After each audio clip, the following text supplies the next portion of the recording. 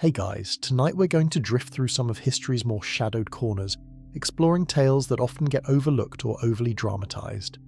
While grand narratives often focus on kings and glorious battles, the truth is, history is filled with quieter, often unsettling stories, and individuals whose lives were far from simple. So before you get comfortable, take a moment to like the video and subscribe, but only if you genuinely enjoy what I do here. And let me know in the comments where you're tuning in from and what time it is for you. It's always fascinating to see who's joining us from around the world. Now, dim the lights, maybe turn on a fan for that soft background hum, and let's ease into tonight's journey together. We begin in the grim, dangerous, and not so glamorous world of medieval assassins. Those shadowy figures who crept through castle halls and darkened alleys, hoping to change history with a blade and a whisper.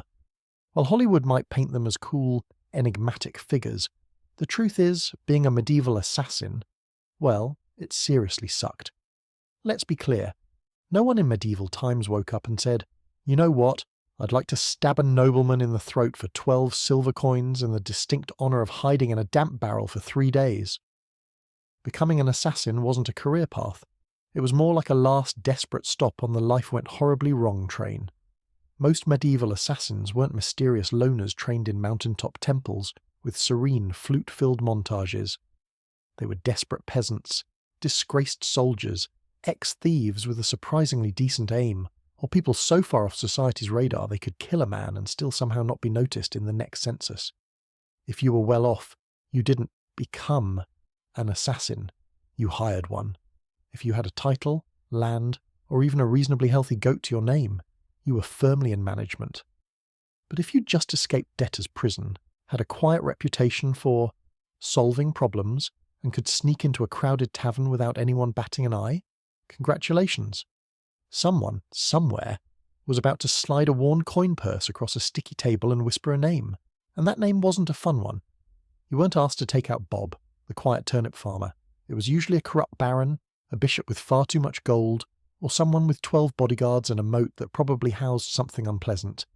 The pay might sound tempting, the job itself horrifying, but by the time someone considered it, they often felt they had nothing left to lose. No family to speak of, no discernible future, and definitely no dental plan. Plus, let's not forget the absolute lack of job perks. No pension, no glory, no quiet evenings off. You couldn't exactly hang up a shingle that read, "Quiet eliminations by appointment." You just had to stay quiet, move fast, and never ever tell anyone what you did for a living. Especially not loudly over ale at the inn. "Oh yeah, I'm a travelling carpet seller.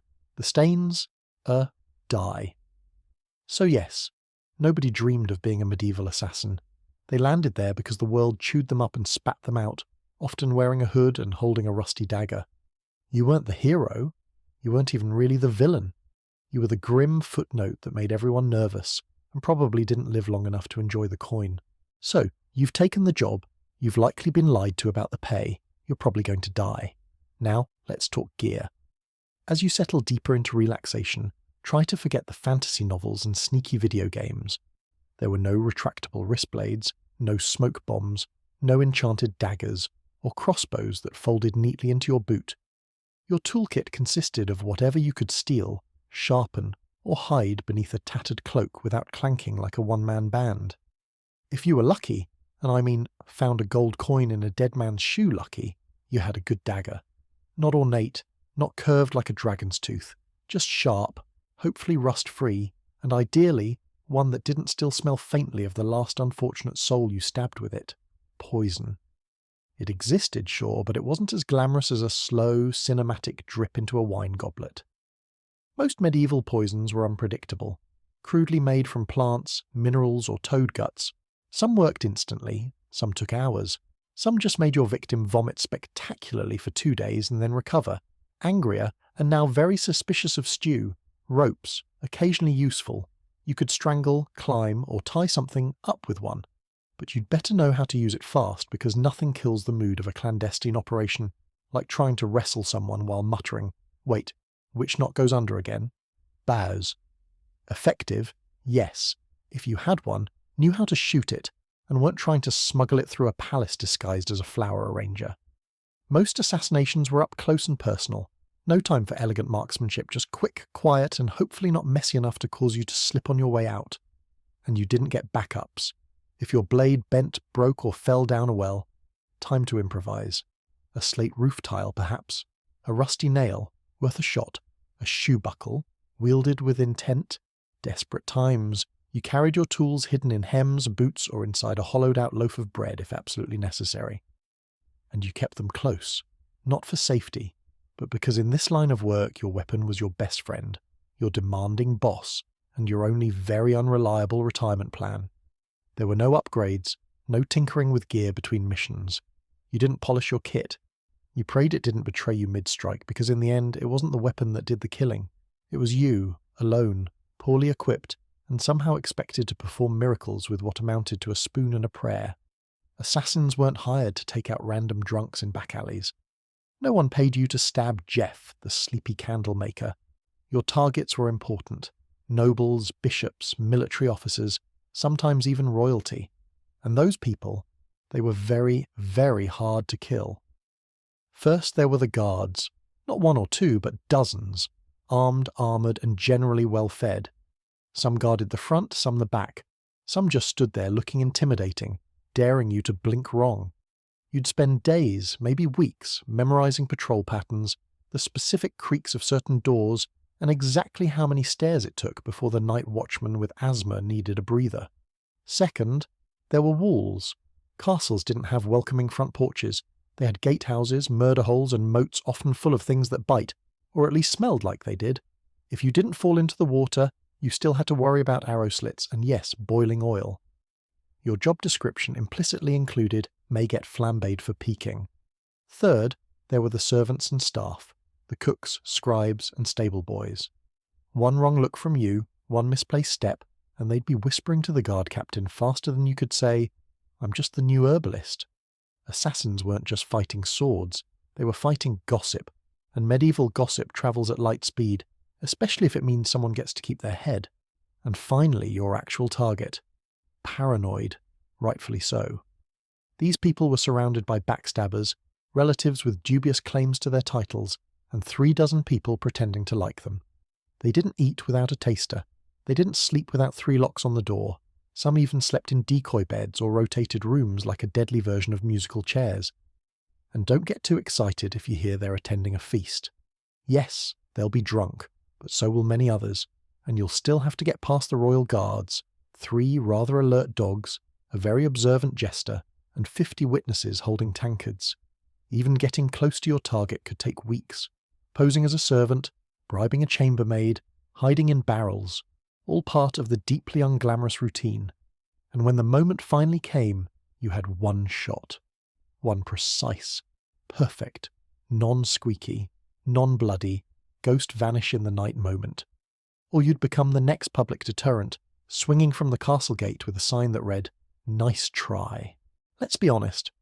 When you picture a medieval assassin, you probably imagine sleek black robes, leather braces, maybe a mysterious hood billowing dramatically in the moonlight. The reality? You looked more like a sick goat herder with something to hide. Disguises in the Middle Ages weren't exactly high fashion. You didn't have custom-tailored cloaks or retractable armour.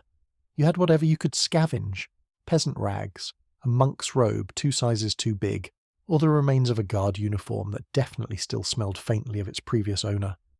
The goal was to blend in, but blending in often meant looking like everyone else, who hadn't bathed in 2 weeks, limped from old injuries, and had a nervous twitch from malnutrition. You didn't look suspicious because of your cloak. You looked suspicious because you kept adjusting your belt to hide a dagger wrapped in what you hoped was cheesecloth. And forget masks. There were no Guy Fawkes options. Most face coverings just made you look like a leper, which was great for avoiding conversation, but terrible for trying to enter parties uninvited. If anyone asked who you were, you had to think fast. "I'm Brother Tobias. I take care of silent prayer and rooftop maintenance." Even assuming you made it past the guards, noble households weren't full of idiots. Servants noticed unfamiliar faces, especially ones that fumbled chamber pots and couldn't name the cook's cat. You were always one, "I've never seen you before," away from being clubbed with a candlestick. And if your disguise did work, congratulations. You now had to stay in character for hours, possibly days, while pretending not to notice all the very stab-worthy people wandering by. Also, wigs. They didn't really exist in the way we imagine. If you needed to look older or younger, you were stuck smearing dirt on your face, squinting a lot, and hoping no one got close enough to notice that your beard was unconvincingly glued on with honey. The truth was, your disguise didn't protect you. It gave you maybe 5 minutes of confusion. After that, you had to be gone, invisible, or very, very convincing. And if anyone saw through it, well, let's just say no one wants to be the assassin caught in the bishop's laundry room, wearing a nun's habit and holding a sword, especially not on a feast day. In medieval times, if you were an assassin, you didn't have a team. You didn't have a plucky sidekick with a crossbow, a clever alchemist in a secret lair, or a handler who gave you coded scrolls and warm encouragement. You had you, a rusty dagger, and crippling trust issues. There were no guilds, at least not ones you could actually count on. And if there were whispers of a brotherhood of assassins, it was mostly tavern talk, fueled by mead and boredom. You were more likely to meet a genuine ghost than another professional killer who wanted to network. Why the isolation? Because in your business, the fewer people who knew you existed, the longer you lived. Every contact was a risk, every loose tongue a potential noose. Even your client might not know your real name, and if they did, you were already planning your exit strategy. Companionship? Laughable. Friends ask questions. Lovers notice bruises, bloodstains, and why you always slept with a blade under the pillow. You couldn't settle down. You couldn't afford to. One mistake.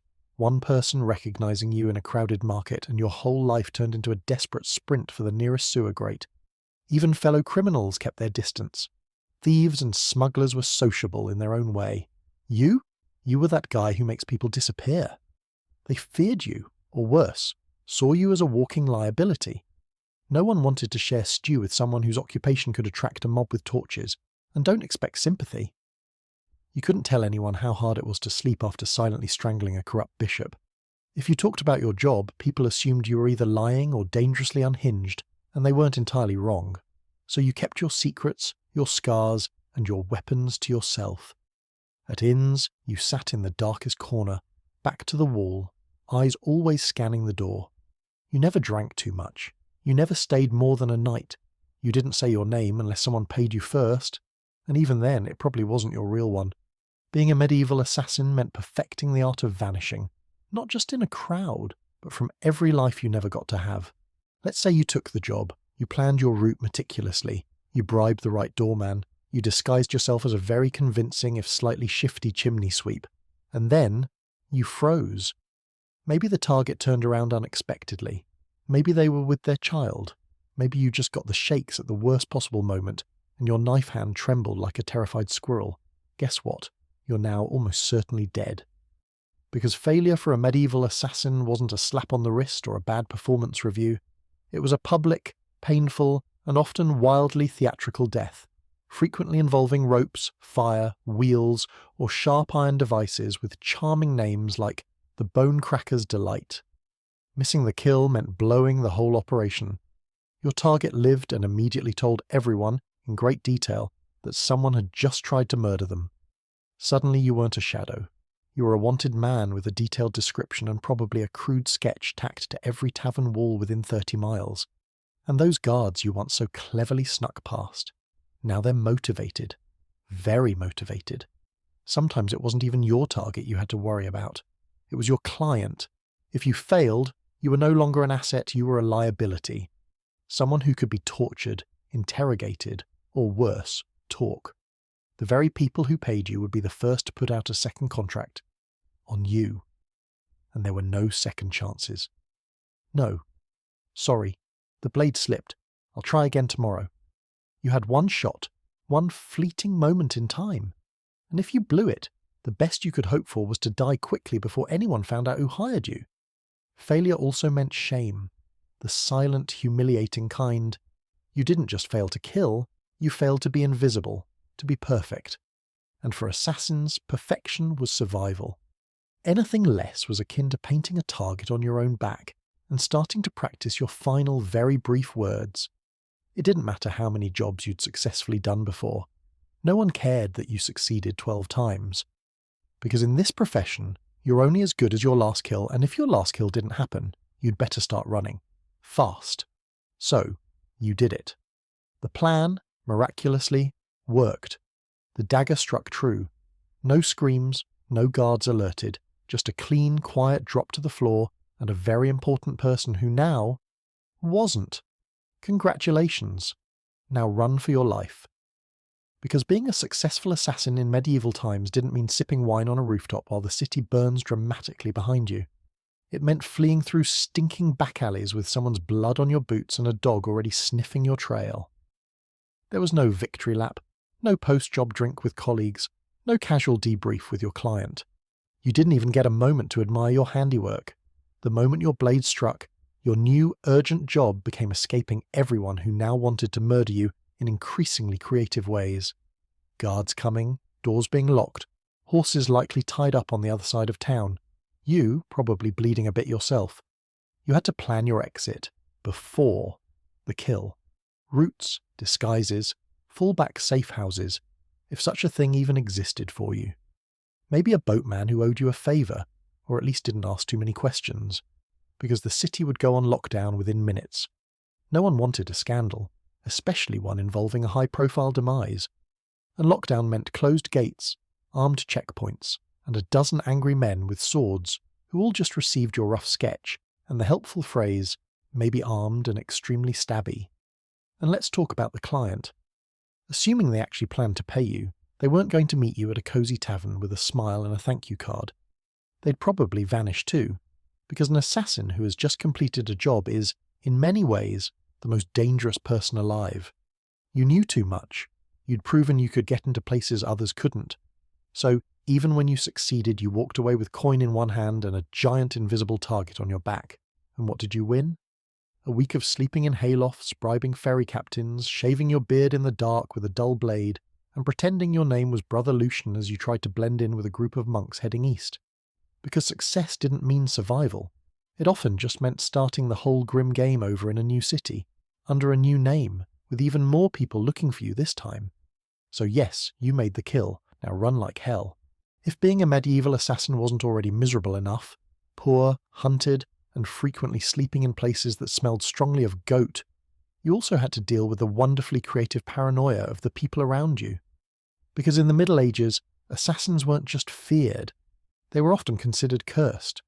To the average peasant, you weren't just a killer in a hood, you were some unholy creature who whispered to demons and smeared frog guts on your blade under a full moon.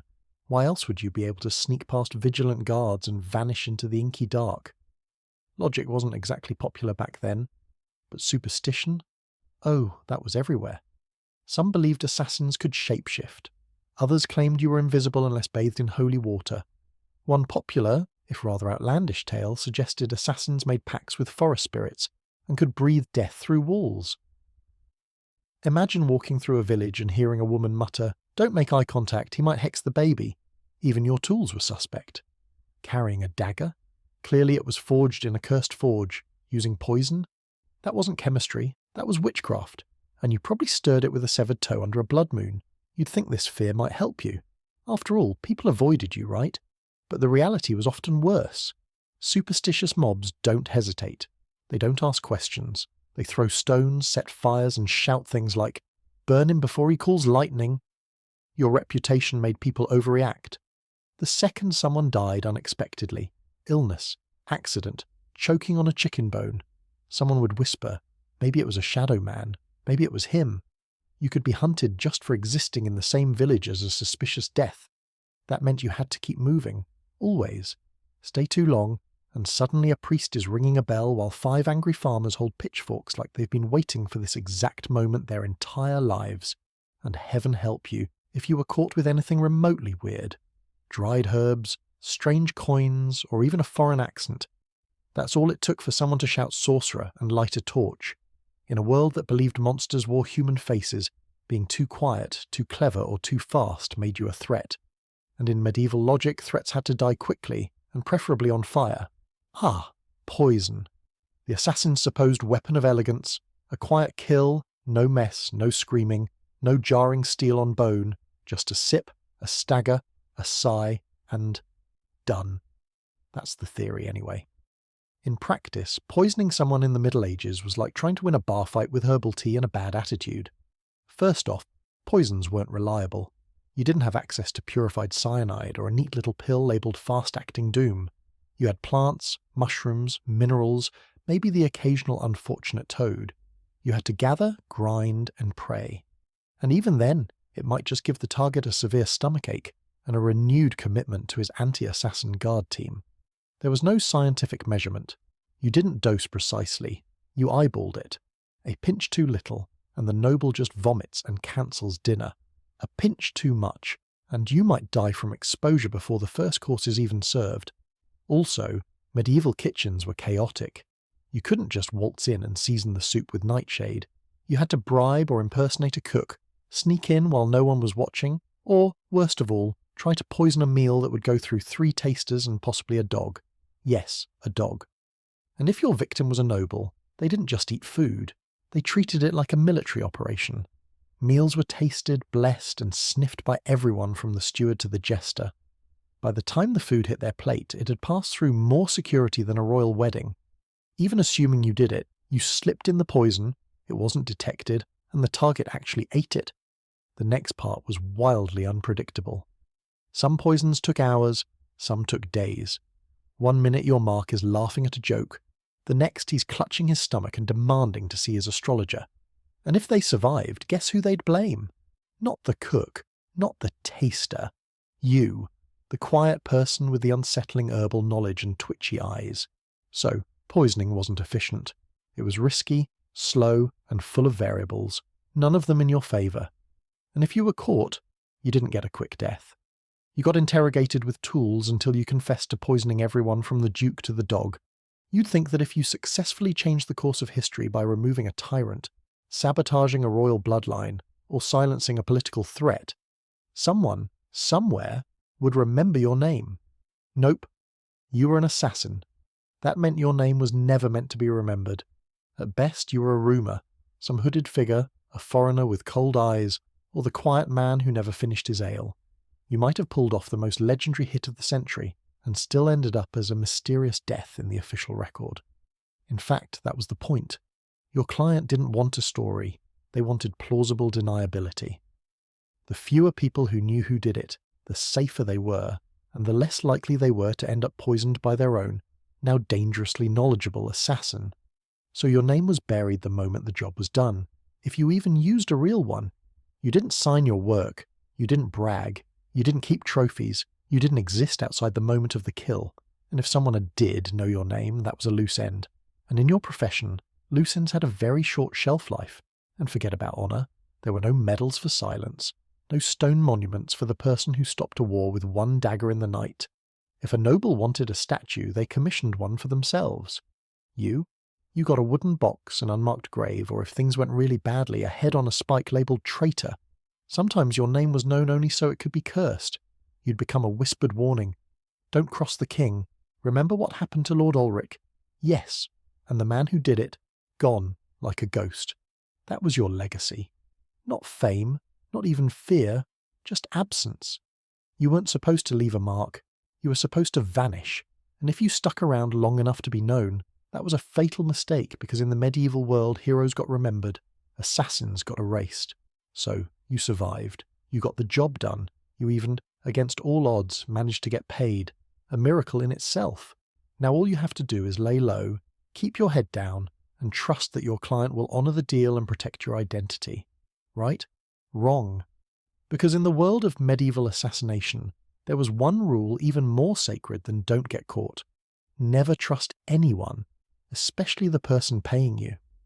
Your client, be they a noble, a merchant, or a bishop with towering ambition and very loose morals, didn't hire you out of respect. They hired you because they needed something awful done, and you were the sharpest, quietest tool in the shadows. Once the job was complete, you became a liability. You knew too much. You knew who wanted who dead, when, why, and possibly how much they were willing to pay for it. That made you dangerous not just to their enemies, but to them. So what did they do? They ghosted you. They denied they ever met you. Or worse, they sent someone else after you to clean up, to tie off the contract with something sharper than ink. There were even cases where clients double-booked, hiring one assassin to do the job and another to kill the first one immediately after. No refunds, just reduced risk. And if you dared try to blackmail a client, threaten to expose them, that was bold. And also, almost certainly, your final mistake. Because powerful people in the Middle Ages didn't negotiate with assassins, they crushed them. If your client had a shred of honour, a rare species indeed, you might get paid and left alone. But even then, you'd still have to assume they were watching you from a distance, with someone already sharpening steel and memorising your walk.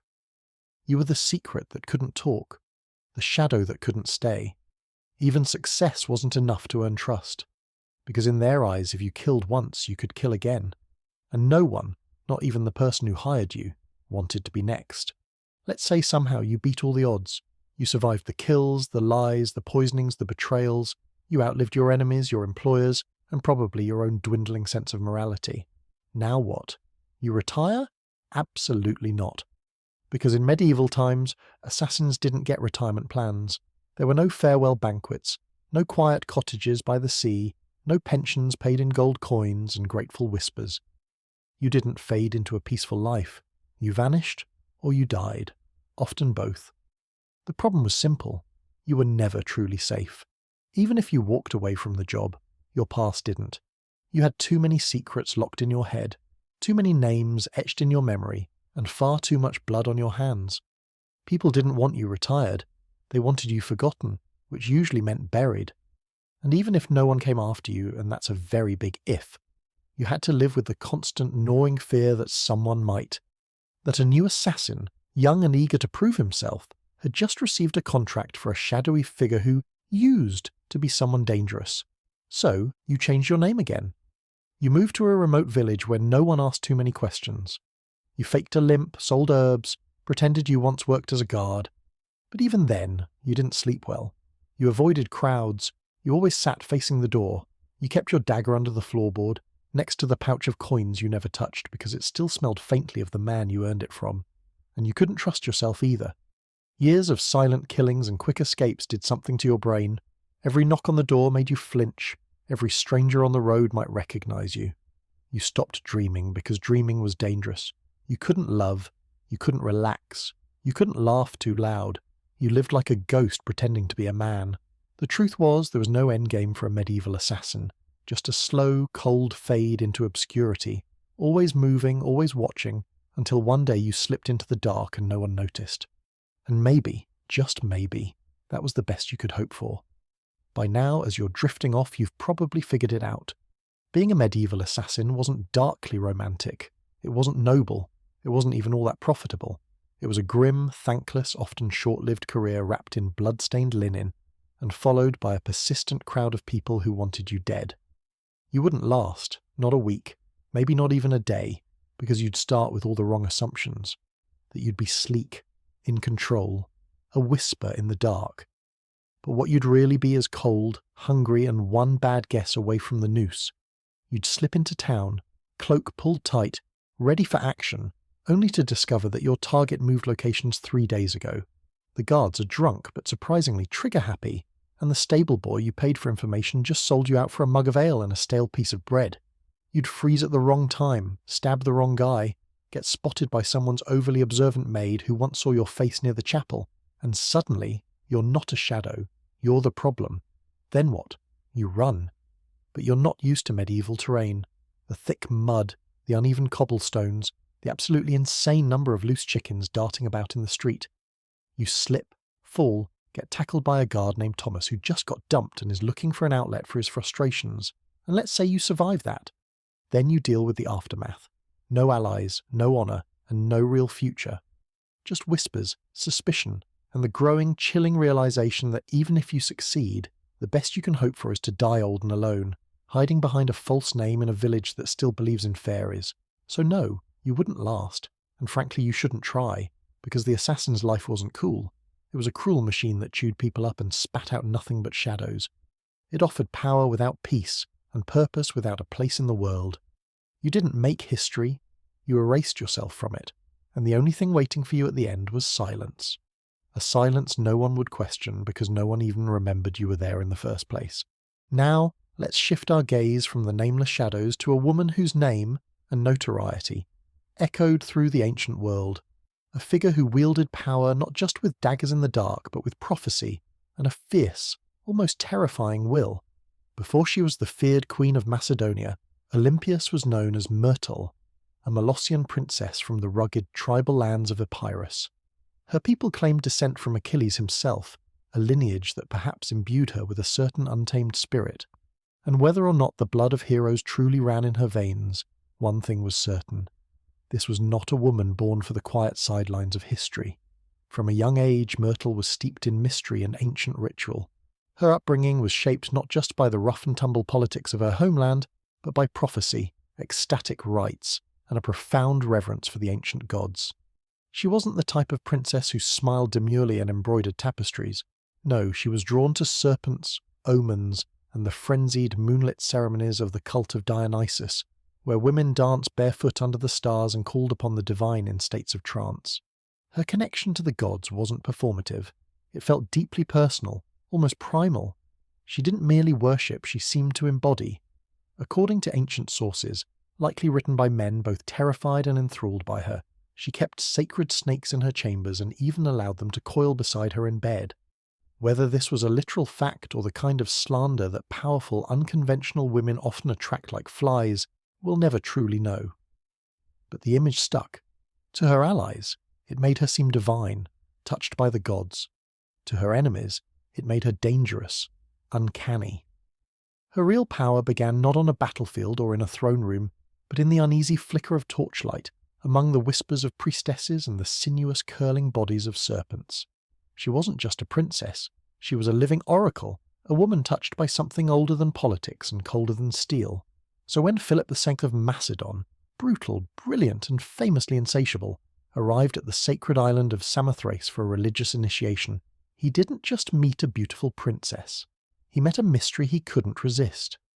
Their marriage wasn't just a political alliance, it was a collision of prophecy and power, and from the very beginning it was full of omens. Some said lightning struck the sky on their wedding night. Others claimed Olympias dreamed of a thunderbolt entering her womb. All of it would become legend. But one thing is certain, the union of Olympias and Philip didn't just create a child, it created Alexander the Great, and she intended to shape his destiny from his very first breath. Olympias's marriage to Philip II was not the fairy tale one might expect for a queen who would one day birth an empire. From the beginning, it was a combustible, volatile mix of prophecy, fierce pride, and creeping paranoia. Philip, ruthless, charismatic, and already collecting wives like rare trophies, married Olympias around 357 BCE. She was likely just a teenager, perhaps barely out of girlhood, but she wasn't naive. She saw in Philip a man whose ambition matched her own, and perhaps even a divinely ordained match for her own spiritual destiny. Macedon wasn't exactly an easy kingdom to walk into. It was a land of iron and ambition, where kings were often killed by ambitious cousins and brothers turned into bitter rivals overnight. But Olympias, the priestess from Epirus, walked in with her head held high and her eyes already fixed on the crown and on the future. Their marriage was rocky, almost from the start. Philip, for all his political genius, was not built for monogamy. He would go on to marry multiple women, often for alliances, always for power. But Olympias wasn't one to sit quietly in the shadows, forgotten. She held her own court, maintained her own alliances, and was known to turn frequently to oracles and ancient rites to divine her future, and perhaps Philip's fate. Then came the birth of Alexander. Even that was wrapped in celestial drama. Legends say Olympias dreamed that a thunderbolt struck her womb and that flames danced around her child without burning him. Philip reportedly had a vision of sealing his wife's womb with the image of a lion. Yes, a literal lion. Whether they truly believed these visions or cleverly invented them, they certainly acted as if Alexander was destined to rule not just a kingdom, but the world. But even as the child was celebrated, cracks in the royal marriage deepened into chasms. Olympias bitterly resented Philip's other wives, especially his later Macedonian bride Cleopatra Eurydice. This was more than a domestic squabble, it was a profound threat. Cleopatra was Macedonian-born, and any son she bore would be seen as purer in the eyes of the local nobility, a direct challenge to Alexander's future. Olympia saw it clearly. The palace wasn't just a home, it was a battlefield. And she would use every snake, every dream, every ritual, and every whispered insinuation she had to make sure her son wasn't just remembered, but crowned. She was no longer Myrtle. She was Olympia's now, a name resonant with power and the divine, and no one would take her son's throne without facing her formidable wrath. By the time Alexander was a teenager, the Macedonian palace in Pella had become a war zone of veiled insults, subtle political maneuvering, and bitter, deeply personal rivalries. Olympias wasn't just fighting for influence anymore, she was fighting for survival, for her son's very future.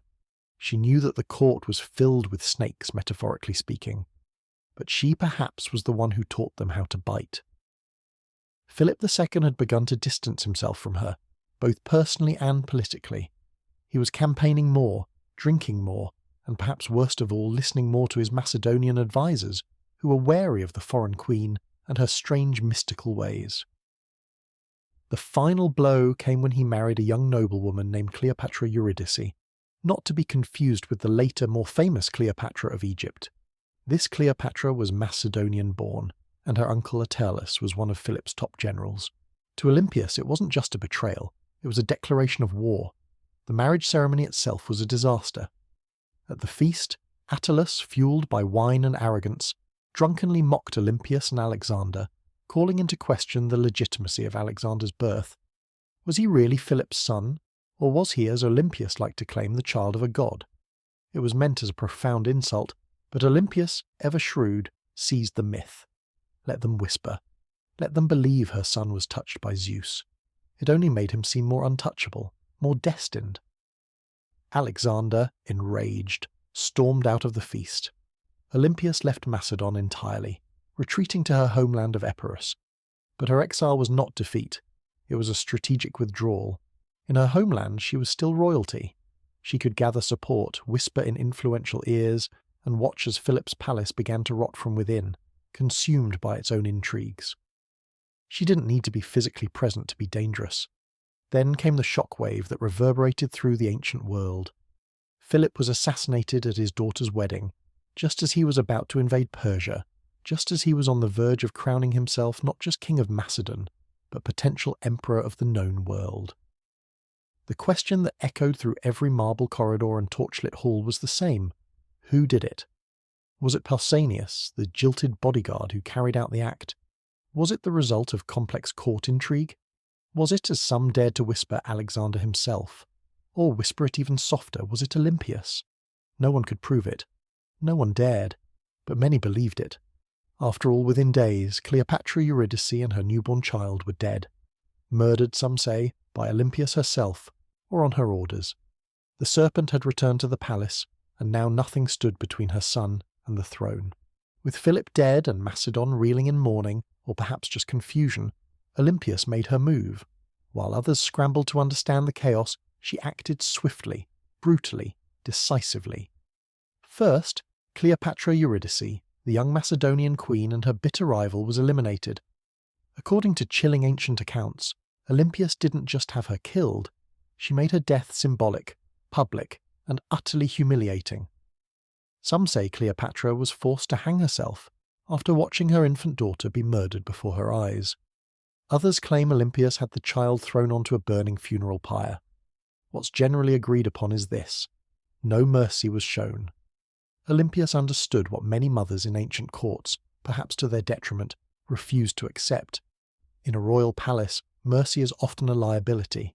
A rival child, no matter how small, represents a future war, a future threat. And Olympias was done playing defense. With Cleopatra and her bloodline brutally erased, she could turn her full attention to securing Alexander's throne. Her teenage son, bold, brilliant, already tutored by Aristotle, was declared king without serious opposition. But don't be fooled. It wasn't just his charisma or his father's formidable legacy that made it possible. It was Olympias, working tirelessly in the shadows. She knew which generals to threaten, which nobles to flatter, and which enemies to quietly remove. She wasn't just protecting her son's rise, she was actively engineering it. Alexander himself didn't always approve of her methods. He reportedly disapproved of the violence against Cleopatra's family. But he also didn't stop it, because deep down he knew what Olympias had always known. Power demands blood. And in Macedon, bloodlines were both a blessing and a terrible curse. With her son now king, Olympias began to recede slightly from public life. But this was no retirement. She simply shifted her tactics from open strikes to whispered influence. As Alexander prepared to launch his monumental conquest of Persia, she remained behind, not as a passive queen mother, but as the spiritual guardian of his destiny. She sent him sacred relics, consulted oracles on his behalf, and performed ancient rituals to ensure his success. To Olympias, her son's mission wasn't just military, it was divine. Alexander wasn't just going to war, he was fulfilling prophecy. And as long as she drew breath, no rival, Macedonian, Persian or otherwise, would derail that divine plan. She had crowned her son. She had cleansed the palace. Now she would guard his burgeoning empire from behind the curtain, with teeth bared. As Alexander marched east, carving out an empire that would stretch to the edges of the known world, Olympias remained behind in Macedon. A queen without a throne, perhaps, but certainly not without power. Her official title was Queen Mother, but make no mistake, she often ruled in all but name. Though the regency was technically handed to Antipater, one of Alexander's trusted and aging generals, Olympias refused to be sidelined. She wrote letters to her son constantly, advising, warning, sometimes chastising him.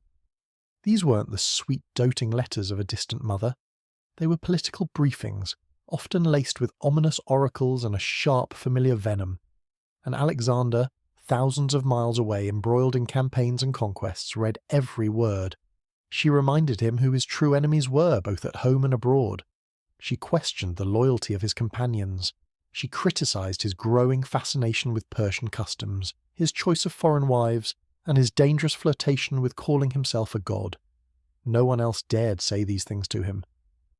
But Olympias was never afraid to speak her mind, as a mother or as a priestess of divine will. Back in Macedon, Antipater grew increasingly resentful of her interference. Olympias undermined him at every turn. She used her status, her religious authority, and her extensive family ties to stir opposition against him. She had influence in Epirus, in Thessaly, and among the wary Macedonian aristocracy. She could spread rumours like wildfire, and with Olympias, a whisper could be deadlier than a sword. Meanwhile, her letters to Alexander became more urgent, more insistent. She warned him of Antipater's ambition, painting him as a second Philip, ready to betray and usurp power. Whether she truly believed it, or simply feared losing her own grip on influence, she kept pressing her son to act. Alexander, however, hesitated. He needed Antipater to keep order in Greece while he fought his wars in Asia. And so, the rift between the formidable mother and the steadfast general widened. Olympias watched. She waited. But beneath her religious robes and maternal concern, she was growing impatient. She hadn't endured years of palace warfare and intrigue to be ruled over by an old soldier. As Alexander's empire stretched from the Aegean to India, Olympias saw cracks forming. He was taking on too much, trusting too many foreign advisors, and perhaps drifting away from the mother and the gods that, in her mind, had made him.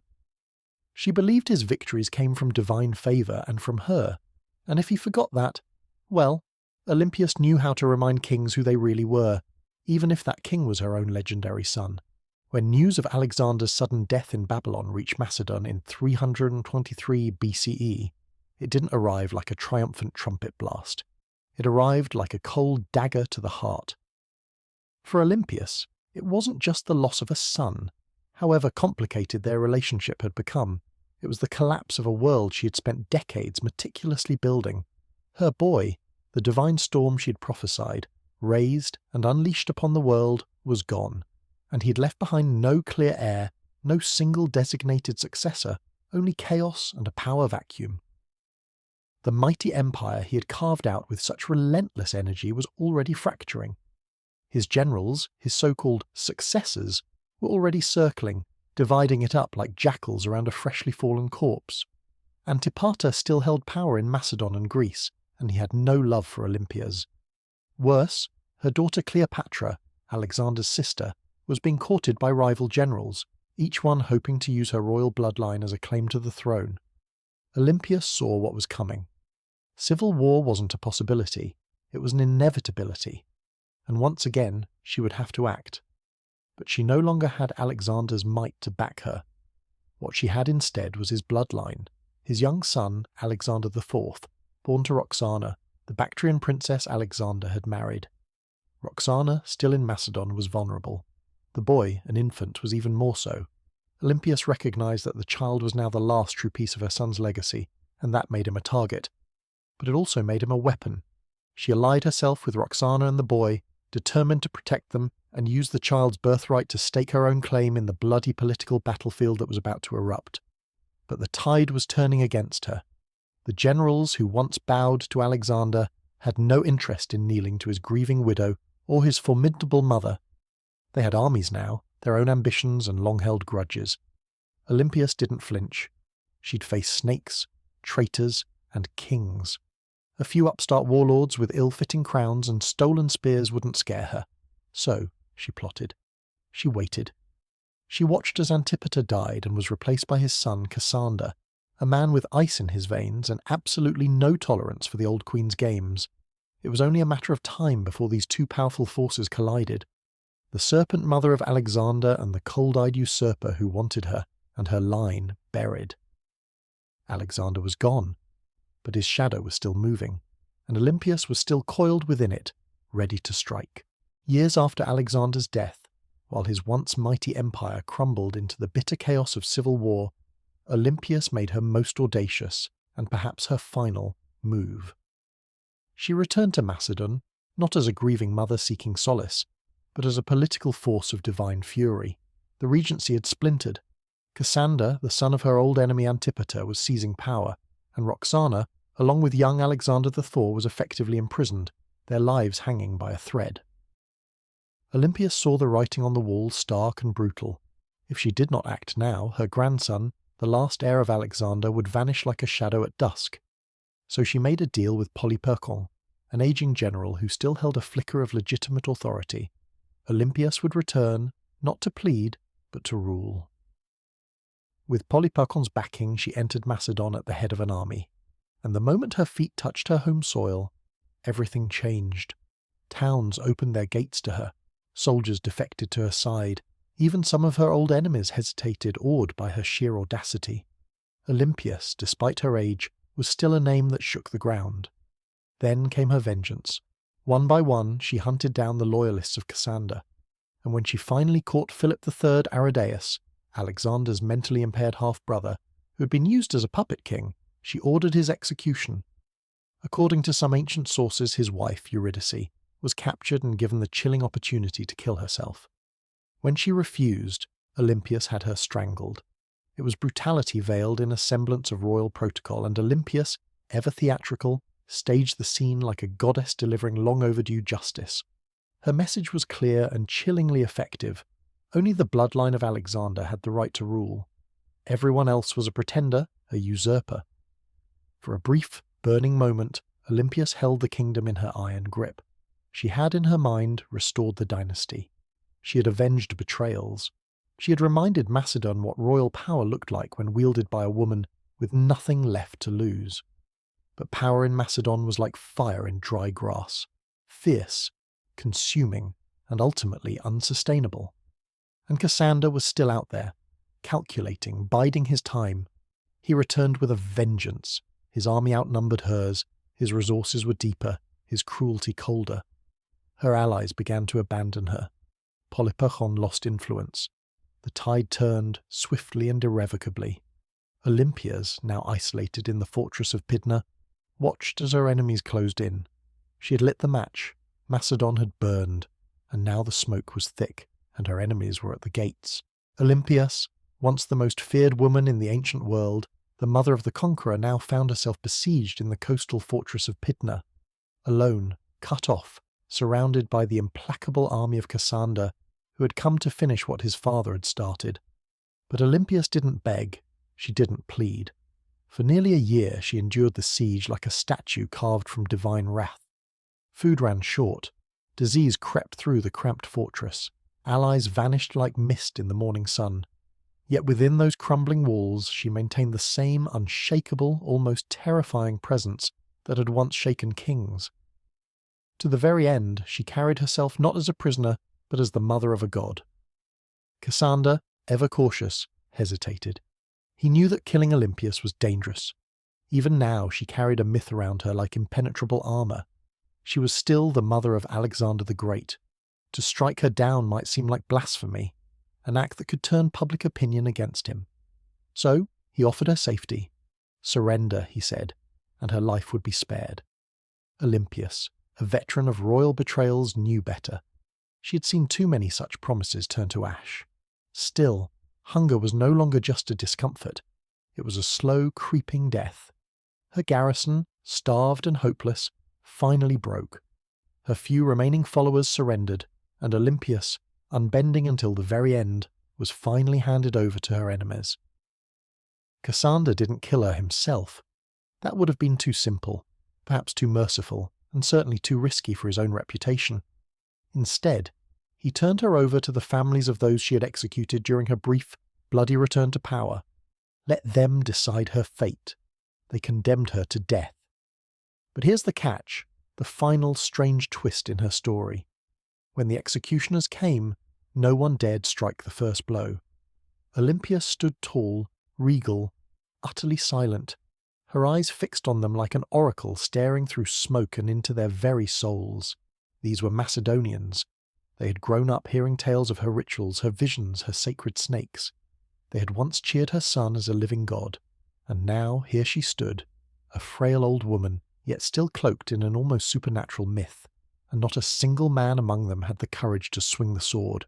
So Cassander, frustrated and perhaps a little unnerved, sent others, foreigners, outsiders, men who had no memory of her power, only orders to follow.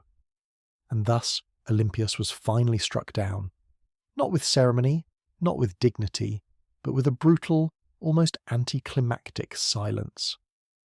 Her death marked the effective end of Alexander's direct bloodline in any meaningful power, and with it, the final sputtering ember of an empire founded on divine ambition was snuffed out.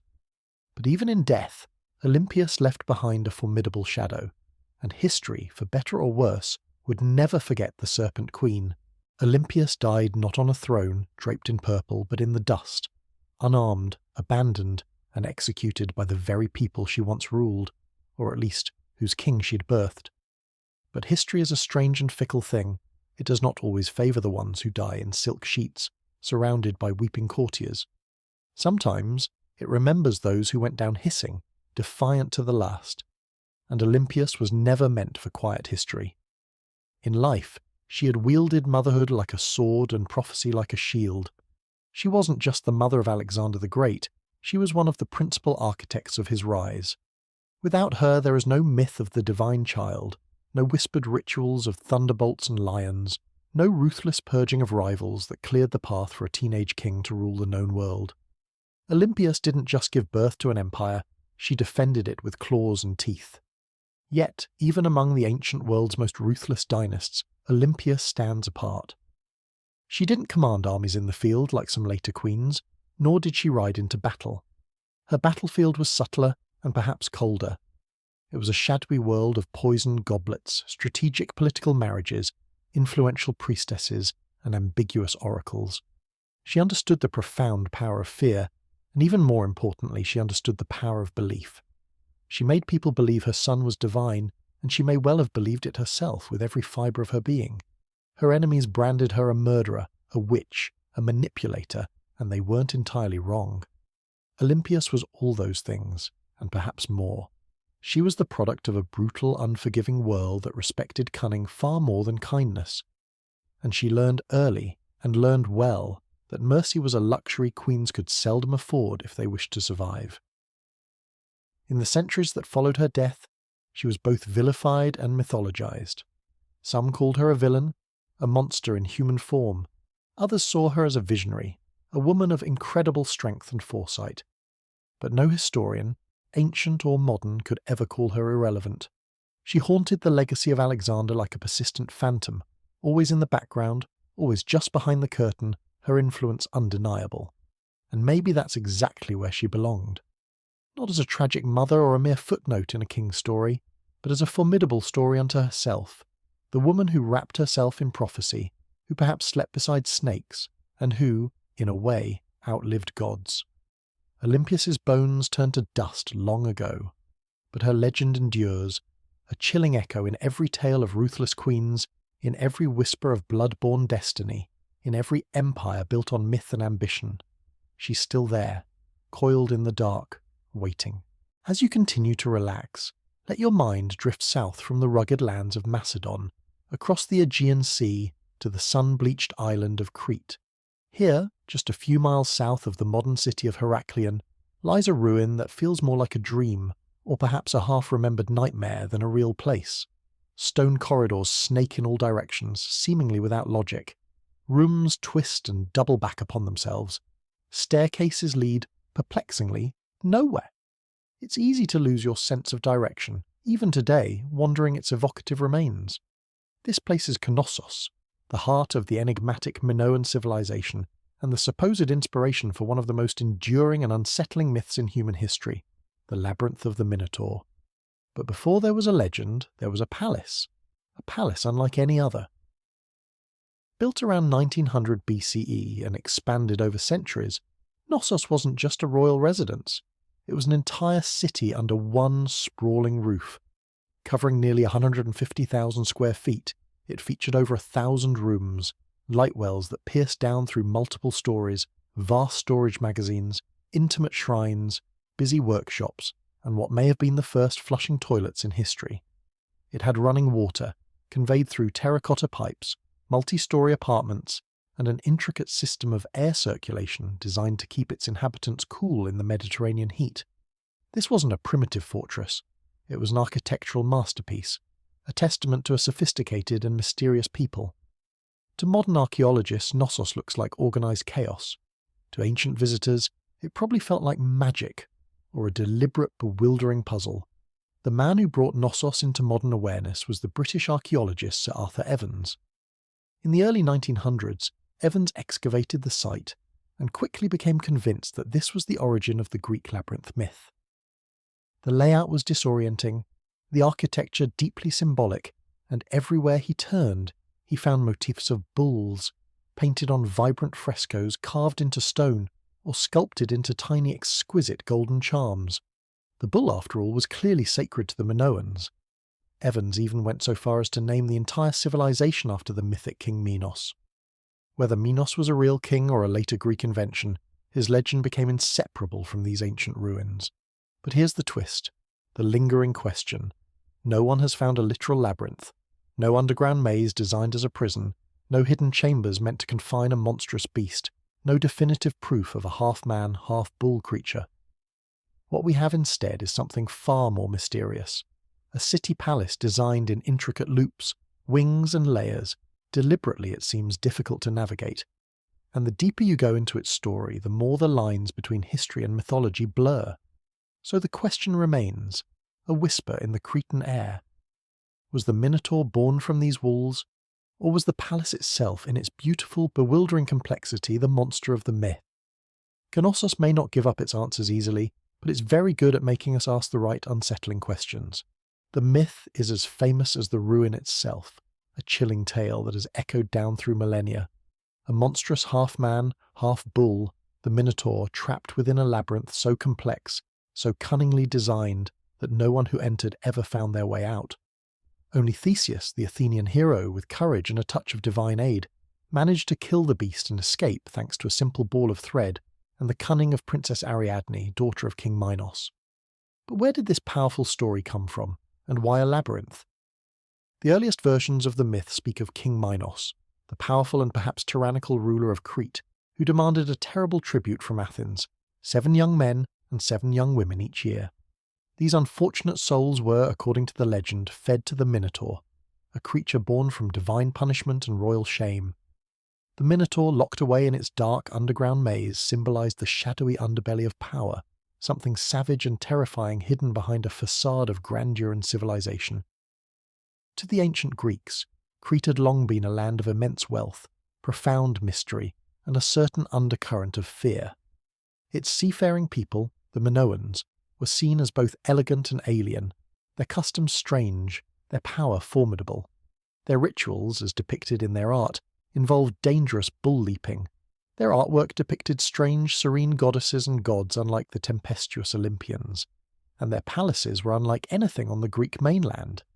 To a visiting Greek from, say, 1000 BCE, Knossos might have felt like stepping into another world, one both alluring and deeply unsettling.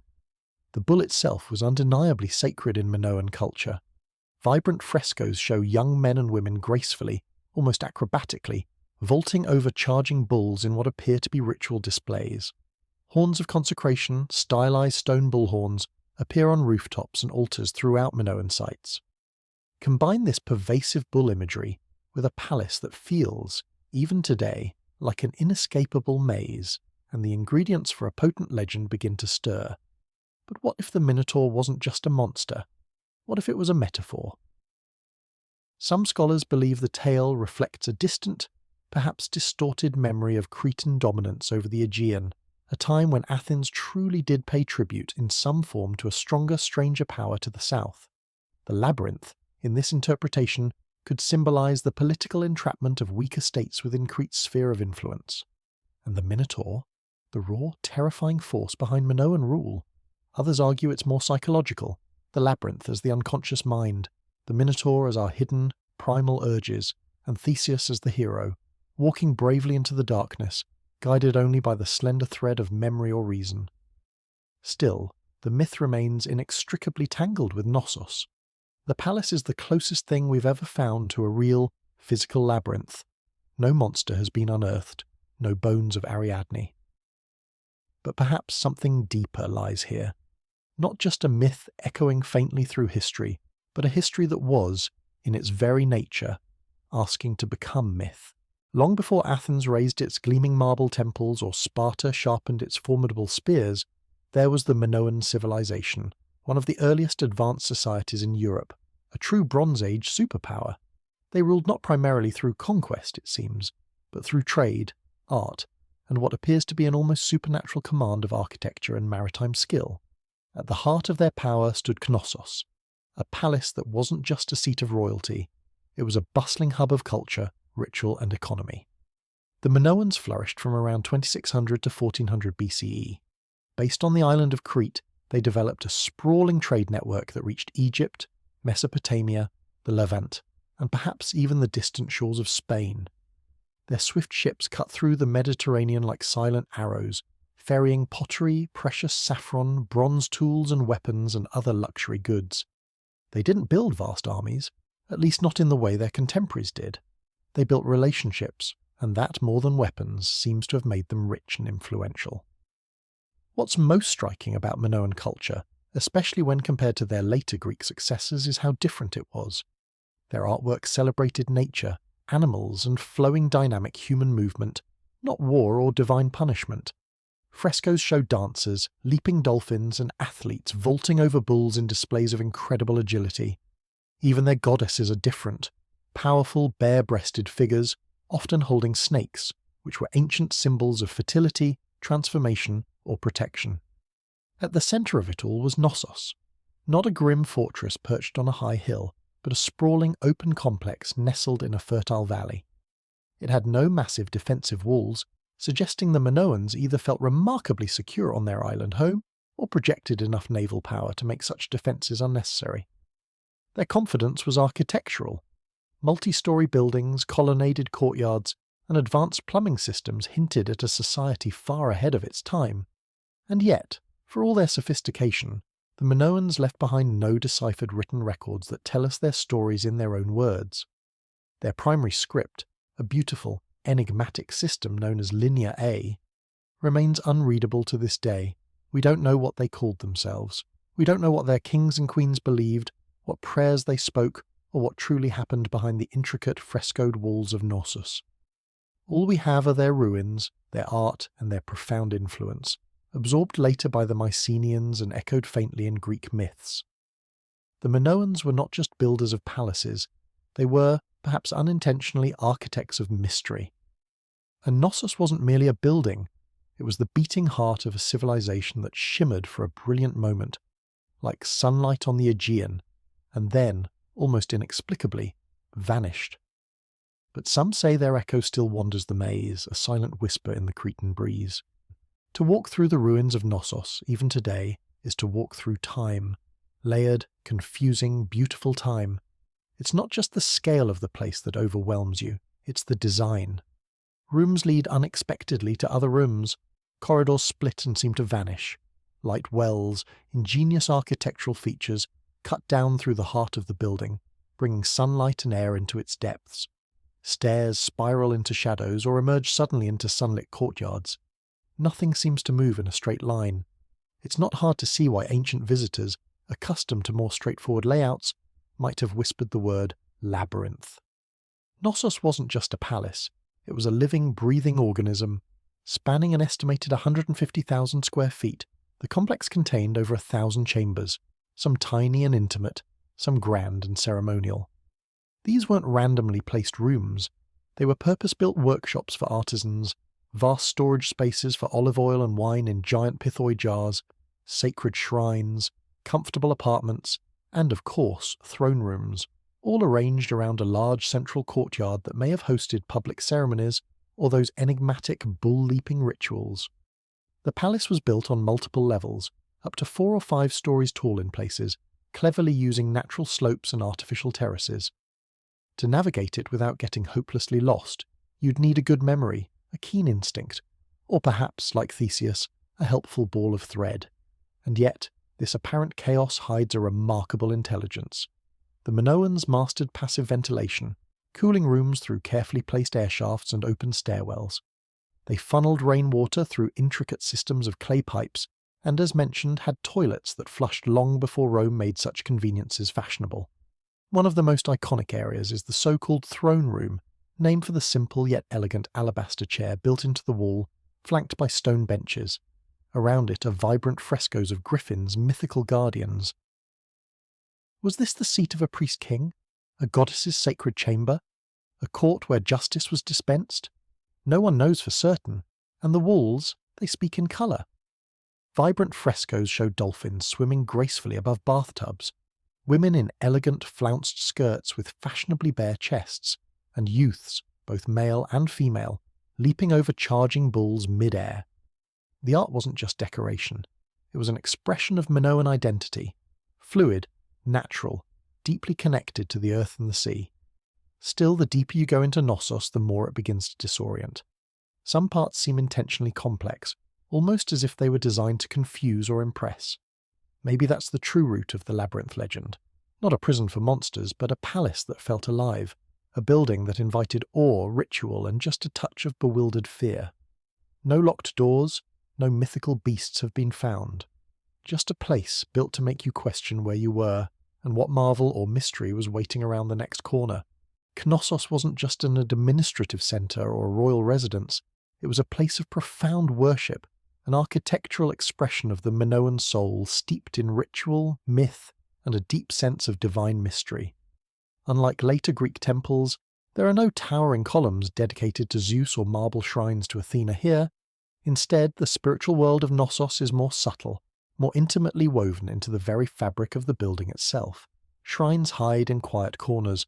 Pillars, sometimes painted, rise like sacred sentinels. Those distinctive horns of consecration, stylized, carved, deeply symbolic, appear on rooftops and altars. Everywhere you look, the bull motif dominates, suggesting a powerful central connection between worship, the natural world, and this revered animal. The Minoans didn't seem to fear the bull, at least not in the way the Minotaur myth suggests. They celebrated it, engaged with it. The famous bull-leaping fresco in Knossos isn't just athletic art. It almost certainly depicts a religious rite. Young men and women, with incredible agility and courage, vaulting over a charging bull, locked in a dangerous, graceful dance. It probably wasn't sport as we know it. It was sacred theatre, possibly an offering to the gods, or a symbolic triumph over chaos, a reenactment of a creation myth. Then there are the snake goddesses. Discovered in what appear to be storerooms or hidden repositories beneath the palace, the faience snake goddess figurines are among the most iconic and enigmatic Minoan artifacts. Bare-breasted, with arms raised or outstretched, often with serpents coiled in their hands or around their bodies, these figures radiate a serene, potent power. They are not submissive idols. They seem to be guardians of the household, symbols of fertility, transformation, or perhaps life and death itself. To the Minoans, snakes, creatures of both earth and underworld, likely symbolized renewal, rebirth, and chthonic mystery. The rooms where these sacred objects were found hint at household shrines or private ritual spaces, quiet, sacred corners hidden among the palace's bustling labyrinthine heart. Combined with the frescoes, the horns, the altars, and the winding corridors, the entire complex begins to feel like a vast ritual machine, a structure built not just for living, but for connecting with the divine. There is no single, centralized temple at Knossos, perhaps because the palace itself was the temple. Its layout, its art, and its very design were all part of a spiritual worldview where the boundaries between sacred and secular didn't seem to exist, or at least were beautifully blurred. This was a place where myth was architecture, where a corridor could become a passage to the gods, and where every echo in the stone chambers may have once been a whispered prayer or a sacred chant.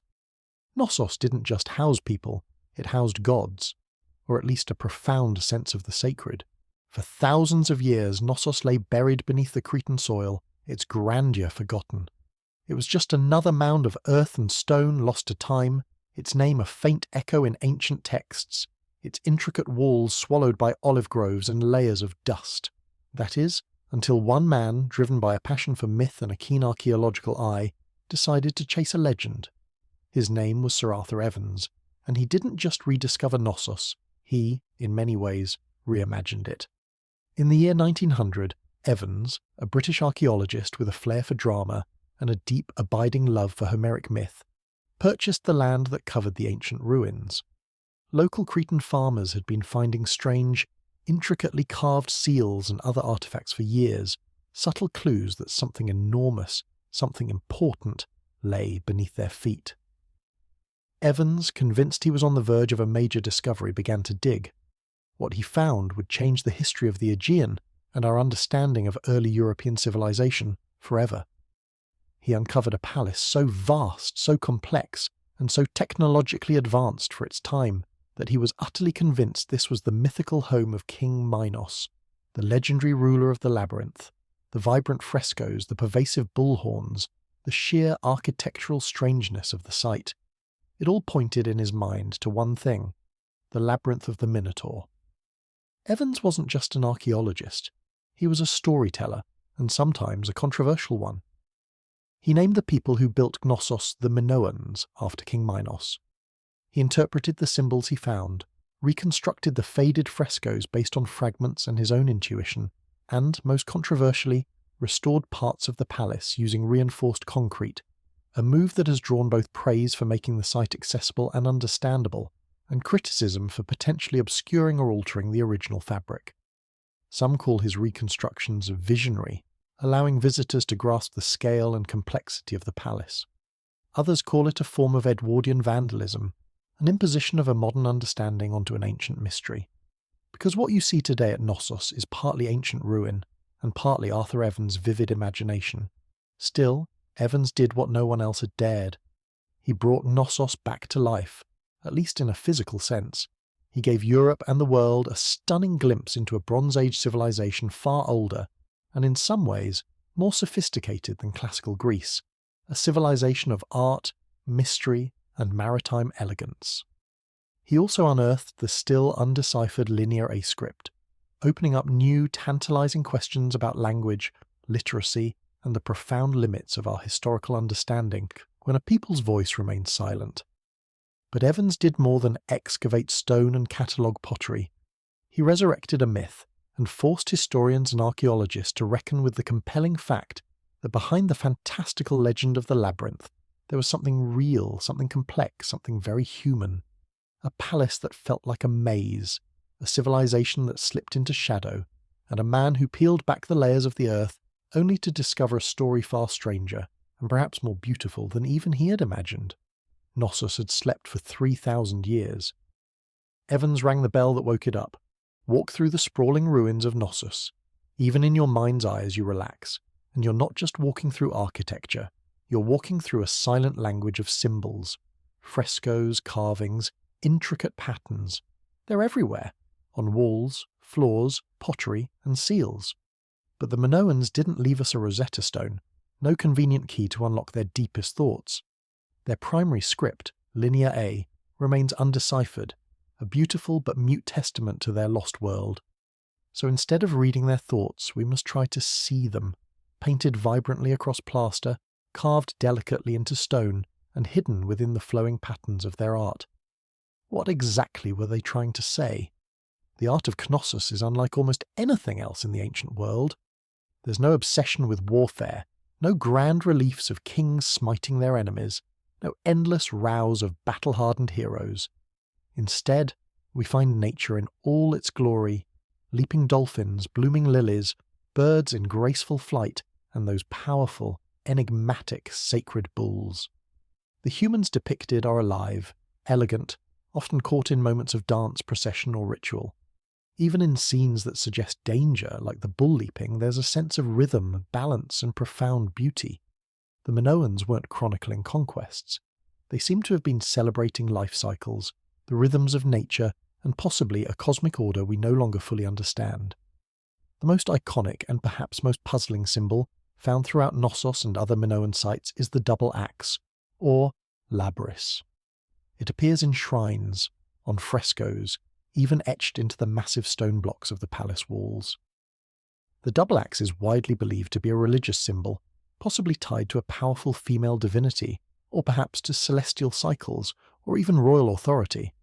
Some scholars have suggested that the very word labyrinth might derive from labri, making the labyrinth not a terrifying maze at all, but the house of the double axe, a sacred space, not a trap. Then there are the horns of consecration, those stylized bull horns made of stone, often placed atop walls and altars. These may have been religious markers, separating sacred space from the mundane, or perhaps invoking the protective power of the bull. Combined with the frequent depictions of bulls and the dramatic bull-leaping rituals, it's clear that this animal held a deep and complex spiritual significance for the Minoans. Whether it represented untamed nature, fertility, divine power, chaos to be mastered, or a specific deity, no one definitively agrees. But the bull is everywhere, a silent, powerful presence. Even the very layout of Knossos may have symbolic meaning. Some archaeologists believe it was built not just for practical function, but to mirror celestial or seasonal patterns. Its winding corridors and nested rooms could represent a journey, through life, through death, through the underworld, a spiritual maze, not merely a physical prison. But without a deciphered script, every theory, however compelling, walks a thin line between profound insight and fertile imagination. The Minoans spoke in symbols, not in easily translatable stories, and so we're left to interpret, to wonder. What is Knossos saying to us across the millennia? We hear the rhythms in its art, we see the power in its images, but the precise meaning that remains just out of reach, like a thread unravelling slowly into myth. Knossos is a ruin, yes, but it doesn't feel dead, not entirely. Walk its corridors today, or even just imagine them as you drift deeper, and you might sense something still humming just beneath the surface. Not ghosts, perhaps, and not ancient gods in any literal sense, but the echoes of myths, of lives lived with passion and artistry, of questions that refuse to go away. Thousands of years after its fall, Knossos still holds us in its maze. Tourists wander its partially reconstructed halls, archaeologists continue to dig for answers, and writers and artists still spin new tales inspired by its enigmatic shadow. The Minotaur may be pure myth, but the feeling of the labyrinth, that sense of beautiful, bewildering complexity, is very real when you encounter Knossos. We don't know for sure who ruled Knossos. We don't know the names of its kings, its queens, or its priests and priestesses in their own language. We don't know the specific prayers they whispered in their shrines or the precise laws they lived by. But we know they loved beauty, in nature and in art. We know they worshipped the natural world, or saw the divine within it. We know they understood a profound balance between architecture and art, between intricate ritual and everyday reality. And we know they were, in many ways, the first. Before the Parthenon rose on the Athenian Acropolis, before Rome built its empire, before the Hebrew temples or the grand Persian palaces, there was Knossos, a palace that was also a city that was also a temple that may have also been in itself a story. Because perhaps that's what the labyrinth really is. Not a prison, not just a puzzle, but a narrative carved in stone, a myth given architectural form. The legend of the Minotaur didn't arise from nothing. It came from this place, from the confusion of its corridors, the reverence of its bull rituals, and the sheer awe it must have inspired in generations who encountered it and tried to make sense of its strange magnificence. The Greeks later turned it into a story of heroes and monsters. We in the modern age have turned it into archaeology. But at its core, Knossos has always been both, a place of history and a place of myth. Today we can walk its ruins in broad daylight. We can take photographs, draw maps, and even admire Evans' often controversial reconstructions of its frescoes. But the mystery hasn't vanished. The line between fact and legend still shimmers, like heat haze over ancient stone. Maybe that's why Knossos endures, why it still fascinates us so deeply. Because it doesn't give us all the answers. It reminds us that sometimes history isn't meant to be solved like a riddle. It's meant to be felt, to be wondered at. And Knossos, ancient, tangled, half-remembered, isn't just a place on a map. It's a question, one that leads us deeper into the past and perhaps into ourselves with every imagined step. And like Theseus, we're all still following the thread, hoping to understand. Now, let us turn our attention from the silent labyrinthine stones of Knossos to the thunderous, almost brutal ingenuity of ancient siegecraft. Imagine the sheer, unyielding power of those ancient engineers. The earliest battering rams were disarmingly simple, almost primitive. Teams of determined soldiers simply lifted a heavy tree trunk and, with grunts and shouts, smashed it repeatedly against enemy defences, like frenzied lumberjacks attacking a stubborn gate. But over time, as with all tools of war, the battering ram evolved. Engineers soon realised that mounting the ram inside a wheeled frame, often covered with a sturdy roof of animal hides, to protect the crew from a hail of arrows, and, yes, that dreaded boiling oil, turned it from a crude tool into a terrifying weapon of psychological and physical destruction.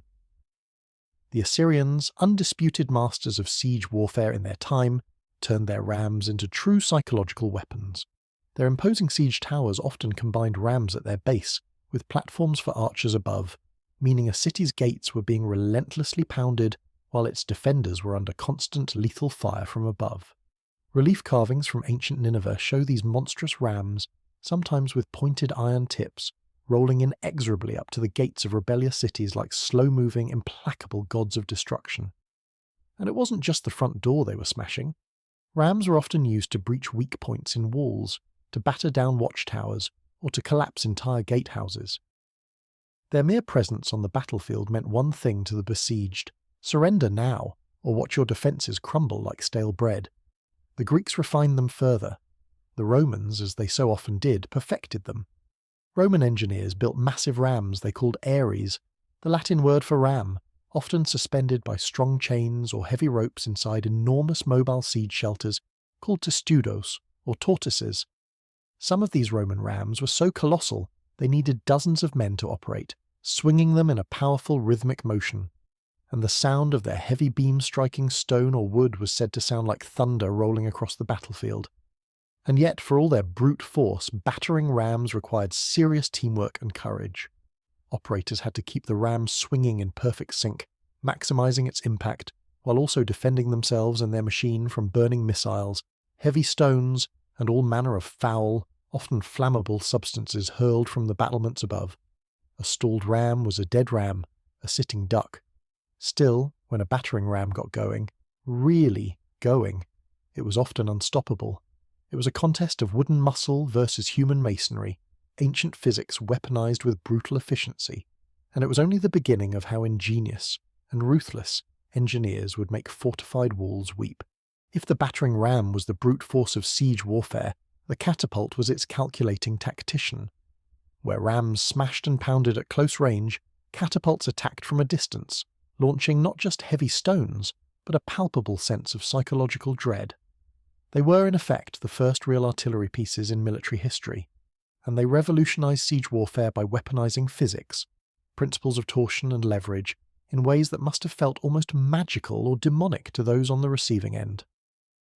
The earliest catapults emerged from the Greek world around the 4th century BCE, a product of brilliant, innovative minds who wanted to add range, power, and a new dimension of terror to warfare. Dionysius Thales of Syracuse, a tyrant with a distinct taste for cutting-edge military technology and violence, is credited with commissioning the first torsion-powered catapults, devices that used tightly twisted bundles of animal sinew or horsehair as powerful tension springs. These weren't just oversized slingshots for giants, they were becoming precise instruments of siege terror. The genius lay in their mechanics. Engineers figured out that by twisting ropes, often made from tough elastic animal sinew, incredibly tightly, they could store enormous amounts of potential energy. When this energy was suddenly released, the catapult's arm would whip forward, hurling stones, heavy javelins, or even flaming projectiles hundreds of meters with considerable accuracy and force. The two main types evolved quickly. The ballista, which essentially launched massive arrow-like bolts, much like a giant crossbow, and the stone-throwing catapult, often called a mangonel in later periods, which lobbed heavy boulders in a high arc over walls, or directly at fortifications. Then came the Roman engineers, who, true to form, never met a Greek idea they couldn't improve upon and standardize. They built catapults that could be broken down into manageable parts, packed onto carts, and reassembled relatively quickly on site, creating portable siege engines for their professional, relentlessly campaigning armies.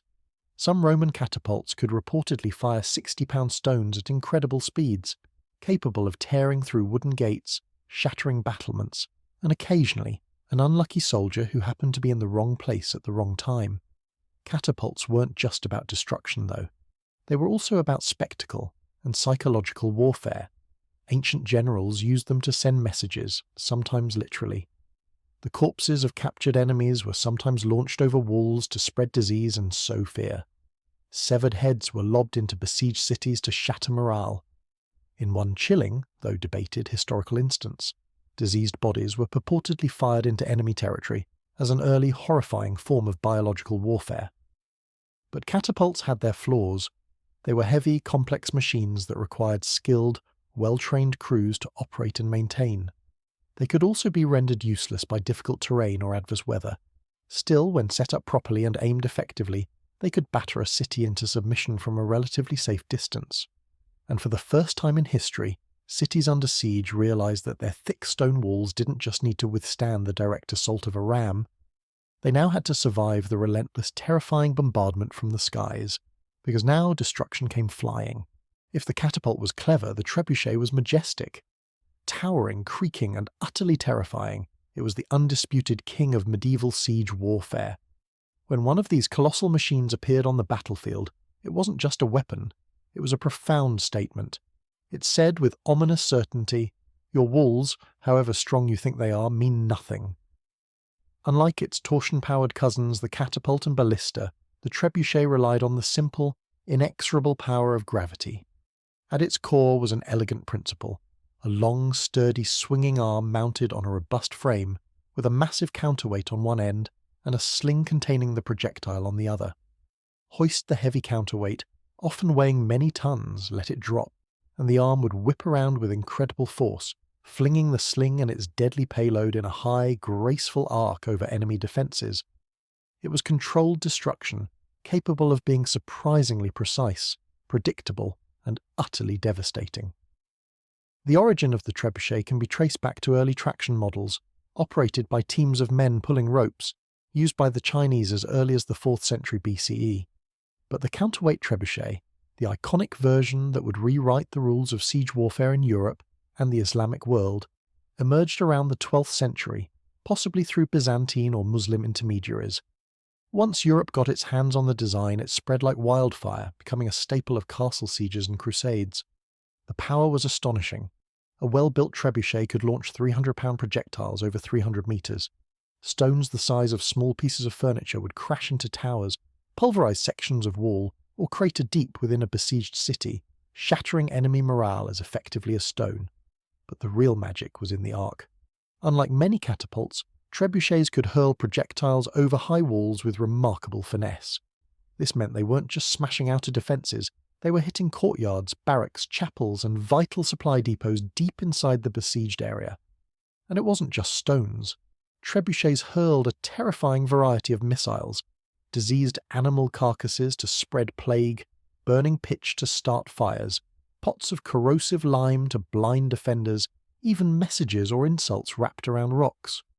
One legendary, if perhaps embellished, account from the siege of Stirling Castle in Scotland tells of Warwolf, a trebuchet so massive that the mere sight of it being assembled caused the enemy to surrender before it was even fired. King Edward I characteristically refused to accept their surrender until he could test his new machine. But for all its destructive glory, the trebuchet wasn't fast. It took hours, sometimes days, to construct on site.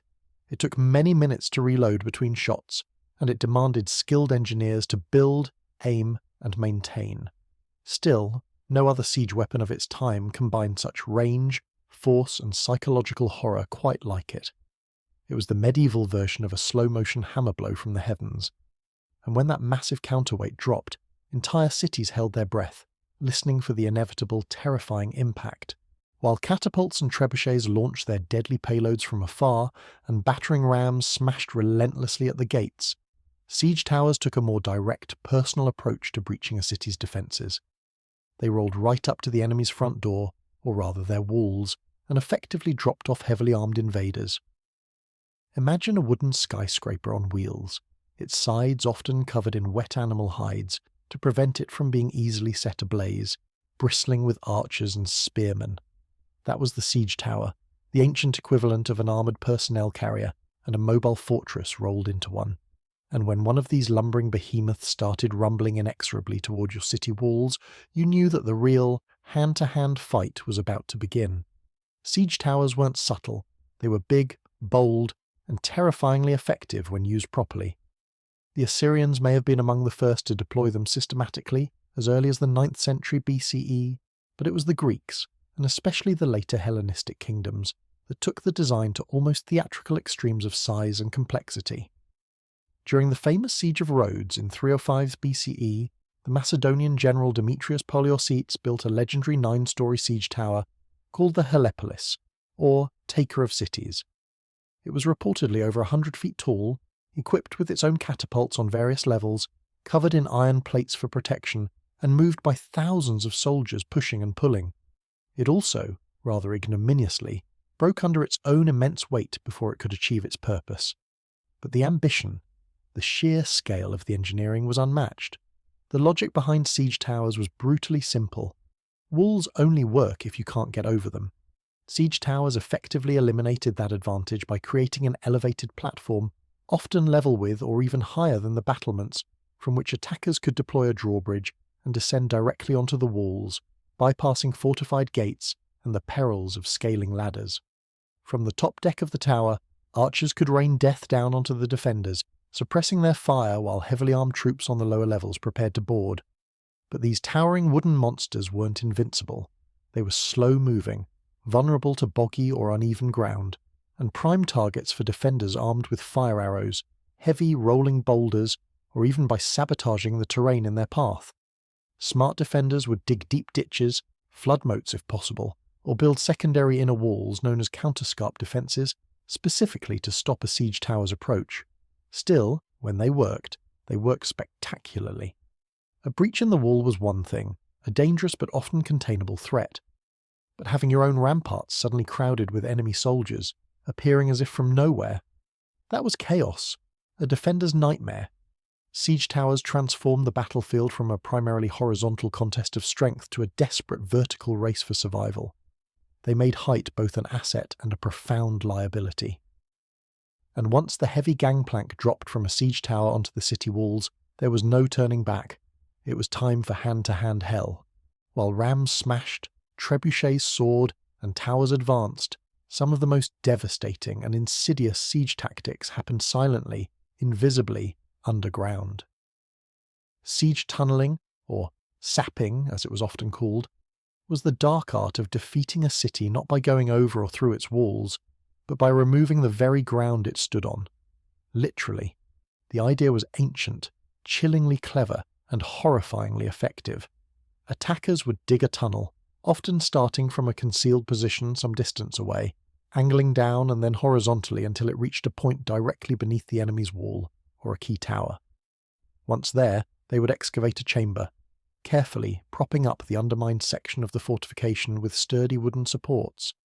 Then, when all was ready, they would pack the mine with combustible materials, brushwood, pitch, sometimes even pig fat, which burned incredibly hot, and set it ablaze. As the wooden props burned away, the tunnel would collapse, taking the foundation of the wall above with it. One moment, your city wall stood strong, a symbol of defiance. The next, a massive section of it crumbled into a pile of rubble, creating an instant gaping breach for the attackers to pour through. This method didn't look glorious. There were no grand engines or thunderous launches, just patient dirty work in the dark. But tunneling was the slow, invisible killer of fortress warfare. The Assyrians practiced early versions of it, but the technique reached its full, terrifying maturity with the Greeks, Persians, and later, medieval European and Islamic armies. During the siege of Plataeum in 429 BCE, the Spartans attempted tunneling beneath the walls, only for the canny defenders to dig counter-tunnels and intercept them mid-dig, turning the subterranean darkness into a nightmarish claustrophobic knife fight. This defensive tactic became known as countermining, and it added an eerie, almost psychological element to siege warfare. Imagine soldiers digging in pitch blackness, hundreds of feet beneath the earth, ears strained, listening for the faint telltale sound of enemy picks and shovels. The moment they heard that suspicious tapping, they'd race to intercept, often resulting in violent, desperate skirmishes fought by flickering torchlight with daggers, short swords, and entrenching tools.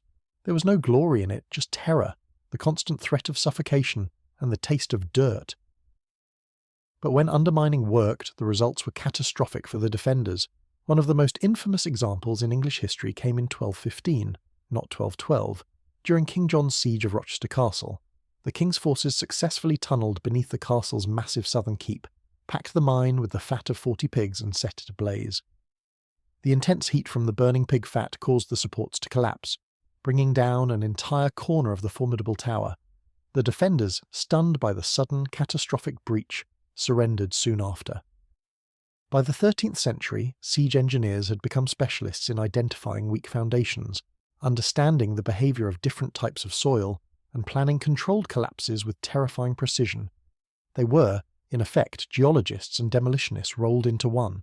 And though tunnelling required immense time, back-breaking labour, and a certain degree of reckless courage, it proved one unassailable truth about siege warfare. If you couldn't go over the wall and you couldn't go through it, you could always, patiently and silently, take it down from below. Now let's burst the first myth wide open, shall we? Medieval assassins didn't train under flickering candlelight in some hidden monastery, guided by wise mentors with inspirational flute music softly playing in the background. There was no training montage, no sagacious teacher, no rousing pep talk. If you learned anything, it was by somehow not dying the first few times you tried. Most assassins weren't trained professionals. They were desperate amateurs with a decent sense of direction, and the uncanny ability to climb quietly without sneezing at the worst possible moment. If you had military experience, great. That meant you probably knew how to hold a knife properly. If not, well, stabbing someone is fairly intuitive, but escaping afterward with both kidneys still intact. That takes skill or luck. Usually just luck. There were no manuals, no guild orientation meetings, no safety briefings. You didn't get taught how to spot a body double or where nobles typically kept their bedroom exits. You figured it out while hanging precariously from a windowsill, wondering if you'd just crept into the servants' quarters. Again. And poison? That was trial and error, with a very heavy emphasis on error. Sometimes it worked. Sometimes your target just got mildly dizzy and significantly more suspicious of his soup. Sometimes, in a tragic twist of fate, you drank the wrong cup. There was no medieval poison control hotline, just hope, some rather unreliable herbal guesswork, and a remarkably strong stomach. Sure, if you were lucky, and I mean lottery-winning lucky, you might have picked up some skills from thieves or mercenaries. Maybe an older, more seasoned assassin showed you how to walk without your boots squeaking on cobblestones. But mentoring wasn't standard. It was rare and usually short-lived, because assassins, as a rule, don't retire. They simply disappear. Weapons training? Forget it. You weren't carrying a gleaming broadsword. You had a dagger you likely stole off a sleeping guard, maybe a garrote if you were feeling particularly fancy, and whatever else fit under your cloak without jingling suspiciously. So, no, you weren't some shadowy martial arts master. You were a person with calloused hands, quiet footsteps, and a deeply unhealthy relationship with alleyways. Success didn't come from training, it came from survival. You learned how to kill by doing it quickly, often sloppily, then vanishing before anyone could sketch your face and tack it to a church door. In short, your education was brutal, entirely practical, and offered zero graduation ceremonies. Just bruises, bloodstains, and the creeping, chilling realization that you were very much on your own. Let's talk about why you became an assassin in the first place. Coin. Cold, heavy, jangly, deliciously spendable coin. The promise of it is what likely got you into this grim business, but the reality, you often got paid in lies. When someone hires an assassin, they don't want a long-term professional relationship. They want a one-time service, no paperwork, and ideally no witnesses, including you. They might offer you a pouch of silver, half now, half when the job is done. That's if they're feeling generous. But here's the thing. When the job is done is often code for after we verify you didn't mess it up, or make us look bad, or leave a trail that leads back to us, or crucially, survive long enough to tell anyone about it. So you do the job, you sneak through shadows, risk your life, maybe quietly dispatch a baron in his sleep. Not pretty, certainly not poetic. And when you return for the other half of your payment, "Ah, yes, about that payment," the client might say, looking shifty. "Fled. Terribly sorry." Or worse, they try to kill you. A knife to the gut is, after all, cheaper than a bonus, and even when you do get paid, it's never quite enough. Not for the risk, not for the blood, not for the 3 days you spent hiding in a haystack with fleas and a heavy sense of moral regret. You get a handful of coins, a curt nod, and a stark reminder. You were never here. Also, a fun fact. Some contracts were entirely fake, political traps. You'd be told to assassinate someone dangerous only to find out it was a decoy, with guards patiently waiting. Congratulations. You just walked into a sting operation with your name already metaphorically carved on the gallows, and even when the deal was real, you couldn't exactly go to court and file a complaint. Your Honour, I'd like to sue Lord Edmund for breach of assassin contract. The only court you'd see was the one where you were the main and very silent exhibit. So you learned to take what you could, demand payment up front if you dared, and trust absolutely no one. Not even the greasy little scribe who swore this job would change your life. It did, mostly by shortening it. Being an assassin meant living on broken promises and vanishing before they inevitably broke you. For centuries, Knossos stood as a beacon of prosperity, innovation, and unique cultural sophistication. Its influence was felt across the Aegean and beyond. But then, something happened. Something sudden. Something devastating. Something that, even today, no one can fully explain.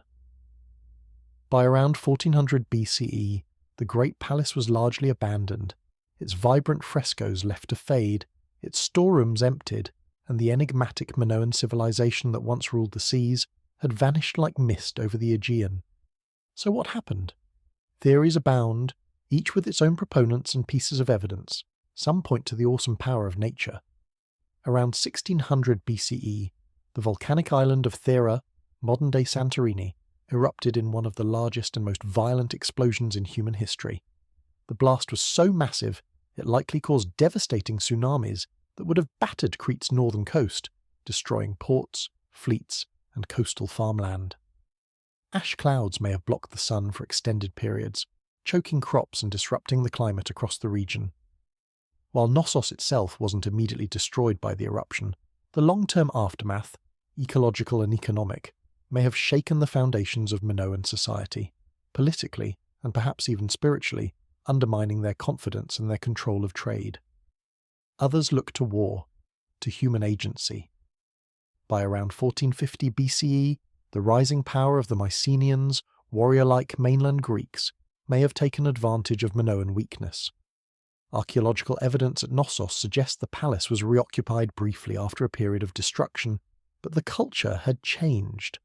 The art became more martial, more rigid. Linear A, the elegant Minoan script, was replaced with Linear B, an early form of Greek, used by Mycenaean scribes primarily for administrative records. The palace that once thrived with snake goddesses and bull dancers now whispered in a foreign tongue. Some scholars believe the Mycenaeans didn't invade in a single, overwhelming conquest, but gradually absorbed the island, first through trade and intermarriage, then through growing influence, and finally through outright rule.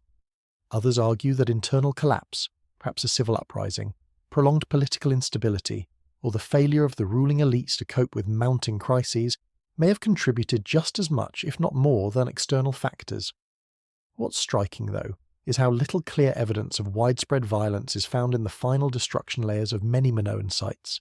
There are no vast fields of charred skeletons, no definitive signs of mass slaughter. Knossos, and Minoan civilization with it, didn't seem to fall with a scream. It fell more with a whisper, a gradual fading. The great palatial system simply stopped functioning. The rooms went quiet, the rituals ended, and nature slowly but surely crept back in.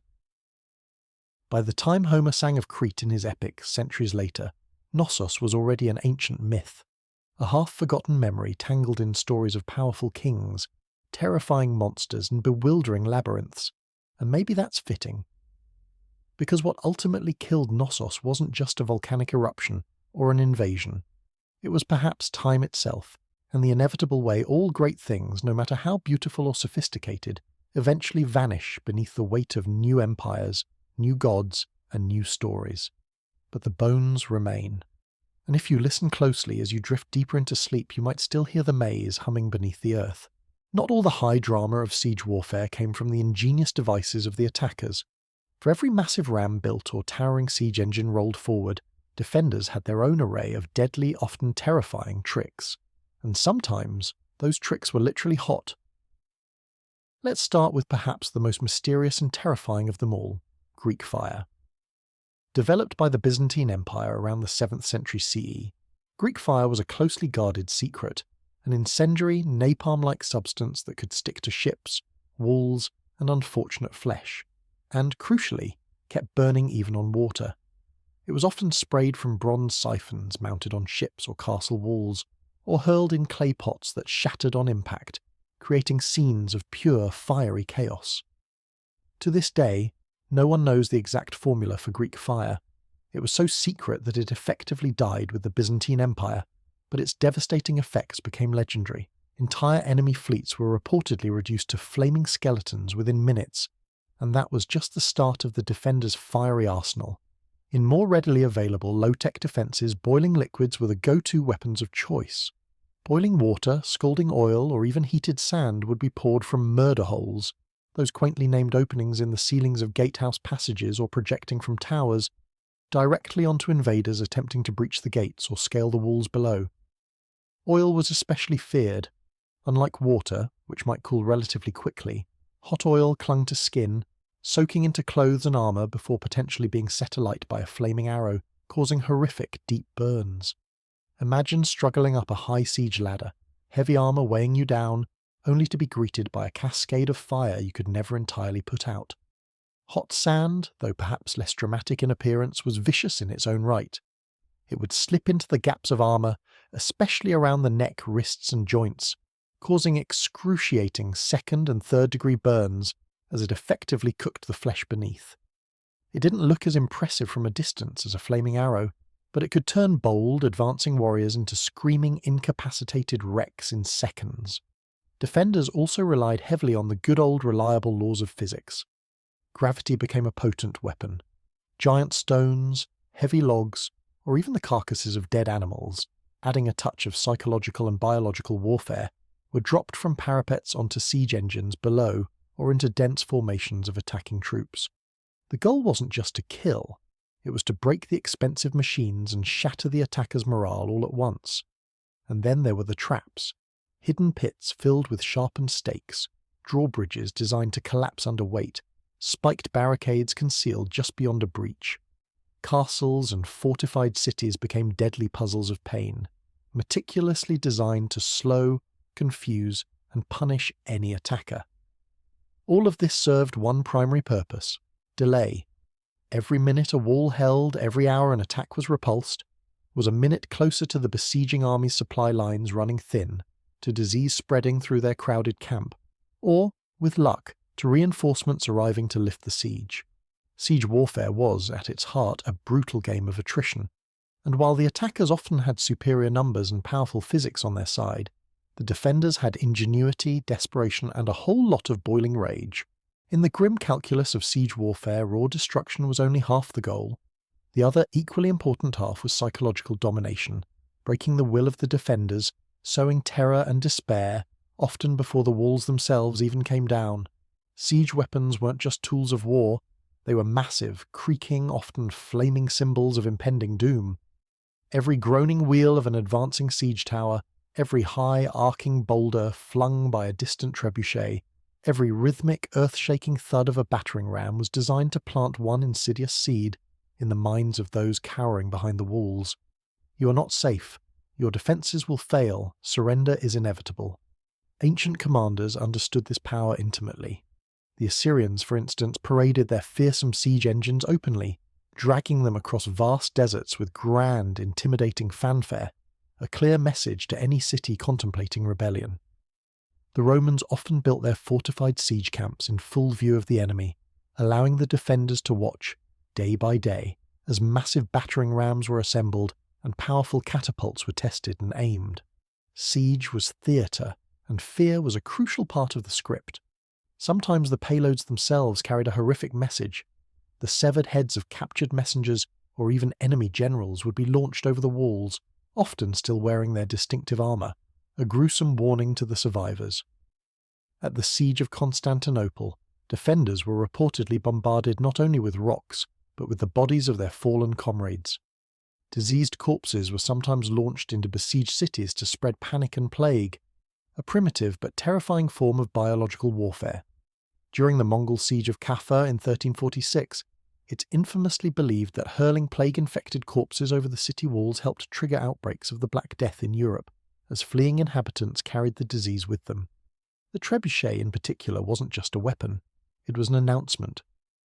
When one of these giants was painstakingly rolled into place or assembled within range, everyone inside the fortress could often hear it before they saw it. The creaking of massive winches, the grating of heavy ropes, the dull, heavy thunk of the counterweight being loaded, sounds like the slow, inexorable heartbeat of an incoming storm, but perhaps the most dangerous part psychologically was the unknown. You never knew what was coming next. Would it be a rock that could crush a house, a barrel of flaming pitch, a hail of deadly arrows from a newly arrived siege tower, or just silence? An ominous, heavy silence as unseen engineers meticulously adjusted their aim for the next devastating shot. Even the sounds themselves became potent psychological weapons. The relentless rhythmic thump-thump-thump of a battering ram against a gate, or the sudden deathly silence just before a catapult fired, could drive defenders mad with anticipation and dread. For attacking commanders, the ultimate goal was to create such profound despair, such a pervasive sense of hopelessness, that the defenders would be convinced that further resistance was pointless, that their gods had abandoned them, that their walls were nothing but temporary fragile obstacles in the path of an unyielding fate. And when that mental dam finally cracked, the city gates often opened without a final bloody fight. Because in siege warfare, sometimes the mind collapsed long before the masonry. As gunpowder thundered onto the battlefields of the late medieval era, the age of traditional siege engines, the trebuchets, catapults, and battering rams that had dominated warfare for centuries, came to a slow, splintering, but inevitable end. But their profound legacy didn't simply vanish into the smoke of the new cannons. It evolved, adapted, and continued to shape the art of war. The invention of effective cannons changed everything. A single, well-placed shot from a powerful cannon could achieve in mere seconds what a mighty trebuchet might take hours or even days to accomplish. Stone walls, once considered almost impenetrable bastions of defence, suddenly became liabilities, easily shattered by iron cannonballs. By the 15th century, the great imposing castles of Europe, symbols of feudal power, were literally crumbling, not from patient undermining or incendiary fire, but from iron balls crashing through their ancient parapets and reducing their proud towers to rubble. Siege warfare had entered its next phase, explosive, brutal, and deafeningly loud. And yet, the fundamental principles laid down by those ingenious ancient and medieval siege engineers never truly disappeared. Modern artillery, with its incredible range and precision, still owes a significant debt to the humble catapult and the majestic trebuchet. Every ballistic missile, every long-range howitzer is, in essence, a high-tech descendant of the same fundamental question that plagued ancient commanders. How do you break what's meant to be unbreakable from a safe distance? The physics of trajectory, the understanding of tension and force, the mechanics of leverage, all were discovered, tested, and perfected centuries before gunpowder ever entered the historical narrative. Even modern military psychology, the concepts of shock and awe, overwhelming firepower, and visible dominance, has its deep roots in ancient siege tactics. Those towering siege engines rolling inexorably forward, flags snapping defiantly in the wind, were the original shock and awe. They weren't just about breaching a physical wall, they were about breaking the spirit of a city, a people. You can still see their legacy etched into the silent ruins of ancient cities around the world. At Masada, in the Judean desert, where Roman siege ramps still scar the desolate landscape, a testament to relentless engineering. At Constantinople, now Istanbul, where layers of formidable walls stood for 1,000 years against every conceivable siege machine, until powerful cannon fire finally brought them down. At countless castles across Europe, where round towers and angled bastions tell the silent story of a world constantly redesigning itself to survive the next inevitable siege. And today, even in our technologically advanced world of drones and satellite-guided missiles, the essence of siege warfare hasn't vanished. It's just gone digital or taken on new forms. Cities or nations are still surrounded, blockaded. Defenders are still isolated. Walls are now firewalls, economic sanctions, or even media blackouts. But the soul of the siege remains chillingly the same. Someone wants in or wants something. Someone wants to keep them out or protect what's theirs. And both sides are often willing to wait, to build, and to break in order to win. The battering rams are gone. The trebuchets are now fascinating museum pieces. But the spirit of siege warfare, that relentless contest of ingenuity against an unyielding defence, it's as alive and often as destructive as ever. And as you drift into sleep, perhaps you can hear the faint, distant echoes of those ancient machines, a testament to human determination and a sombre reminder of the enduring nature of conflict.